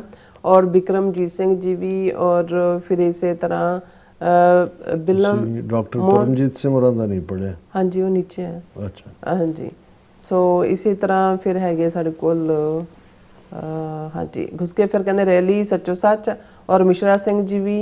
फिर इसी तरह साढ़े कोल है ने गिल जी भी और फिर इस तरह ओंकार सिंह जी भी खालसा देश पंजाब जी जसवीर जी भी और फिर इस तरह जसवीर बराड़ जी भी और घुसके जी भी नॉट इवन ने single death with the Covid in India इन्होंने किया बिल्कुल 43 ਲੱਖ ਐਵਰੀ ਥਰਡ हाँ जी ਜਿਹੜਾ ਮਰਿਆ ਦੁਨੀਆ 'ਚ 1.5 ਕਰੋੜ ਦੀ ਫਿਗਰ ਵਰਲਡ ਹੈਲਥ ਆਰਗੇਨਾਈਜੇਸ਼ਨ ਦੀ ਹੈ 43 ਲੱਖ ਇੰਡੀਆ 'ਚ ਮਰਿਆ। बिल्कुल मोहम्मद यूनुस जी कहते डॉक्टर साहब पंजाब के तकसीम के ज़्यादा नुकसान ਜਿਹੜੇ ਕਹਿੰਦੇ ਸਿੱਖਾਂ ਦਾ ਹੋਇਆ। ਹਾਂ ਉਹਦੇ 'ਚ ਇਹ ਹੈ ਵੀ ਨੁਕਸਾਨ ਤਾਂ ਚਲੋ ਫਿਜ਼ੀਕਲੀ ਤਾਂ ਜਿਹੜੀਆਂ ਡੈਥ ਸਾਰਿਆਂ ਦੀਆਂ ਹੋਈਆਂ ਲੇਕਿਨ ਹਿੰਦੂਆਂ ਨੂੰ ਹਿੰਦੁਸਤਾਨ ਮਿਲ ਗਿਆ ਮੁਸਲਮਾਨਾਂ ਲਈ ਪਾਕਿਸਤਾਨ ਹੈ। ਅਸੀਂ ਇੰਨੀ ਤਬਾਹੀ ਕਰਵਾ ਕੇ ਵੀ ਇੱਕ ਗੁਲਾਮੀ 'ਚੋਂ ਨਿਕਲ ਕੇ ਫਰੰਗੀ ਦੀ ਹਿੰਦੂਆਂ ਦੀ ਗੁਲਾਮੀ 'ਚ ਆ ਗਏ। ਸੋ ਸਭ ਤੋਂ ਜ਼ਿਆਦਾ ਨੁਕਸਾਨ ਤਾਂ ਸਿੱਖਾਂ ਦਾ ਹੀ ਹੋਇਆ ਨੋ ਡਾਊਟ। ਔਰ ਇਸੇ ਤਰ੍ਹਾਂ ਡਾਕਟਰ ਪਰਮਜੀਤ ਸਮਰਾ ਜੀ ਵੀ ਸਾਨੂੰ ਬੜੀ ਪਿਆਰ ਭਰੀ ਫਤਿਹ ਬੁਲਾਉਂਦੇ ਨੇ ਔਰ ਖਾਲਸਾ ਜ਼ਿੰਦਾਬਾਦ ਕਹਿੰਦੇ ਨੇ। ਬਹੁਤ ਬਹੁਤ ਸ਼ੁਕਰੀਆ ਡਾਕਟਰ ਸਾਹਿਬ। ਹੋਪਫੁਲੀ ਤੁਸੀਂ ਕੈਲਗਰੀ 'ਚ ਵੀ ਇੰਜੋਏ ਕਰ ਰਹੇ ਹੋ ਜ਼ਿੰਦਗੀ। ਬਿਲਕੁਲ ਅਜੀਤ ਸਿੰਘ ਜੀ ਵੀ ਔਰ ਸੁਖਜਿੰਦਰ ਸਿੰਘ ਜੀ ਵੀ ਫਿਰ ਇਸੇ ਤਰ੍ਹਾਂ ਸੁਰਿੰਦਰ ਸਿੰਘ ਜੀ ਵੀ ਫਿਰ ਇਸ ਤਰ੍ਹਾਂ ਆਲ ਅਬਾਊਟ ਟੂ ਸਿੱਖਿਜ਼ਮ ਜੀ ਵੀ ਔਰ ਫਿਰ ਇਸੇ ਤਰ੍ਹਾਂ ਸੁਰਿੰਦਰ ਜੀ ਵੀ ਔਰ ਫਿਰ ਇਸੇ ਤਰ੍ਹਾਂ ਸਾਡੇ ਕੋਲ ਸਤਨਾਮ ਸਿੰਘ ਜੀ ਵੀ और फिर इसी तरह साढ़े कोल मोहम्मद यूनुस जी भी और फिर इसी तरह बिक्रमजीत सिंह जी राजनप्रीत सिंह जी ओप्स जी भी गुरप्रीत सिंह जी भी बिलाल अहमद जी कहते हैं डॉक्टर साहब पाकिस्तान की इस्टेब्लिशमेंट तो पाकिस्तानी आर्मी कर रही है और इंडिया की है वो कहते मोदी कर रहा है। जो मोदी है वो दलित है और मोदी को कोई और चला रहा है। हाँ वो ब्राह्मणवाद की डीप स्टेट है ये तो तेलियां दा मुंडा है। अमरजीत सैनी जी भी और जौहार जी भी और फिर इस तरह गुरप्रकाश सिंह जी भी राजविंदर कौर जी भी और गुरविंदर मान जी भी मलकीत गदोआ जी भी और इसी तरह मलकीत गदोआ गैन और फिर बिलाल जी कहते हैं कि डॉक्टर साहब आपको क्या लगता है कि यूएसए की सुप्रीम कोर्ट में डोनाल्ड ट्रंप की टैरिफ बिल को रिवाइव कर सकती है? ਦੇਖੋ ਕਿਉਂਕਿ ਇਸ ਵੇਲੇ ਜਿਹੜੇ ਸੁਪਰੀਮ ਕੋਰਟ ਦੇ ਵਿੱਚ ਜੱਜ ਨੇ ਉਹ ਜ਼ਿਆਦਾ ਨੰਬਰ ਕੰਜ਼ਰਵੇਟਿਵਸ ਦਾ ਹੈਗਾ। ਹਾਲਾਂਕਿ ਅਮਰੀਕਾ ਦੇ ਵਿੱਚ ਕੋਈ ਜ਼ਰੂਰੀ ਨਹੀਂ ਕਿ ਵੀ ਨੋਮੀਨੇਟ ਜੇ ਕੰਜ਼ਰਵੇਟਿਵਸ ਨੇ ਕੀਤਾ ਤਾਂ ਫੈਸਲੇ ਦੇ ਉਹਨਾਂ ਦੇ ਹੱਕ 'ਚ ਦੇਣ ਲੇਕਿਨ ਇਹ ਇੱਕ ਜ਼ਰੂਰ ਇਸ ਪਾਸੇ ਵੱਲ ਇਸ਼ਾਰਾ ਕਰਦਾ ਹੈ। ਔਰ ਜਿਵੇਂ ਈਵਨ ਬਰਥ ਨਾਲ ਜੁੜੀ ਹੋਈ ਸਿਟੀਜ਼ਨਸ਼ਿਪ ਦਾ ਮਾਮਲਾ ਹੈ ਉਹ ਵੀ ਸੁਪਰੀਮ ਕੋਰਟ ਨੇ ਜਿਹੜਾ ਸੁਣਨ ਦੇ ਲਈ ਲਾ ਲਿਆ ਜਿਹੜਾ ਬਹੁਤਾ ਠੀਕ ਸਾਈਨ ਨਹੀਂ ਹੈ। ਉਹਦਾ ਕਾਰਨ ਇਹ ਹੈ ਕਿ ਵੀ ਉਹ ਤਾਂ ਬੇਸਿਕਲੀ ਕਨਸਟੀਟਿਊਸ਼ਨ 2/3 ਦੇ ਨਾਲ ਜੇ ਅਮਰੀਕਾ ਦੀਆਂ 50 ਸਟੇਟਾਂ ਨੇ ਤੇ 2/3 ਦੇ ਨਾਲ ਕੁਝ ਬਦਲ ਸਕਦਾ ਹੈ ਔਰ ਉਹ ਬੇਸਿਕ ਪਾਰਟ ਹੈ ਜਿਹੜਾ ਬਦਲਿਆ ਨਹੀਂ ਜਾ ਸਕਦਾ। 18 ਸਟੇਟਾਂ ਨੂੰ ਡੈਮੋਕ੍ਰੇਟ ਰਨ ਕਰਦੇ ਨੇ ਲੇਕਿਨ ਸੁਪਰੀਮ ਕੋਰਟ ਦਾ ਈਵਨ ਇਸ ਨੂੰ ਕਿਉਂਕਿ ਲੋਅਰ ਕੋਰਟਸ ਨੇ ਤਾਂ ਦੇਖਦੇ ਹੀ ਥਰੋ ਆਊਟ ਕੀਤਾ ਕਿ ਵੀ ਇਹ ਹੋ ਹੀ ਨਹੀਂ ਸਕਦਾ ਦਿਸ ਅਗੇਂਸਟ ਦਾ ਕਨਸਟੀਟਿਊਸ਼ਨ ਪਰ ਸੁਪਰੀਮ ਕੋਰਟ ਦਾ ਸੁਣਵਾਈ ਲਈ ਮੰਨ ਲੈਣਾ ਹੀ ਕੰਸੈਸ਼ਨ ਹੈ। So we can't say at this stage. Okay ji Basra ji भी फिर इसी तरह साढ़े कोल माई पलविंदर सिंह जी भी और बाज सिंह जी कहते पंजाबी आ गए हुए खालसा जिंदाबाद इंदर प्रीत सिंह जी भी सब का बहुत बहुत शुक्रिया इस तरह अपनी व्यूअर्स को लेने इजाजत आ व्यूअर्स सारे प्रोग्राम का समा इत्थे मुकदा तुसीं अपनी राय ते सुझाव सानूं भेजना भुलना साडे इस पते ते SOS@tv ते ਅਸੀਂ ਆਪਣਾ ਪ੍ਰੋਗਰਾਮ ਲੈ ਕੇ ਫਿਰ ਦੁਬਾਰਾ ਤੁਹਾਡੇ ਸਾਹਮਣੇ ਮੁਖ ਹੋਵਾਂਗੇ। ਤਦ ਤੱਕ ਲਈ ਮੈਨੂੰ ਤੇ ਆਪਣਾ ਸੁਣਾ ਗਿਆ ਤਾਂ ਦੇਖਦੇ ਰਹੋ TV 4 ਬੁਲਾ ਦਿਓ ਫਤਿਹ। ਵਾਹਿਗੁਰੂ ਜੀ ਕਾ ਖਾਲਸਾ ਵਾਹਿਗੁਰੂ ਜੀ ਕੀ ਫਤਿਹ। ਰੱਬ ਰਾਖਾ।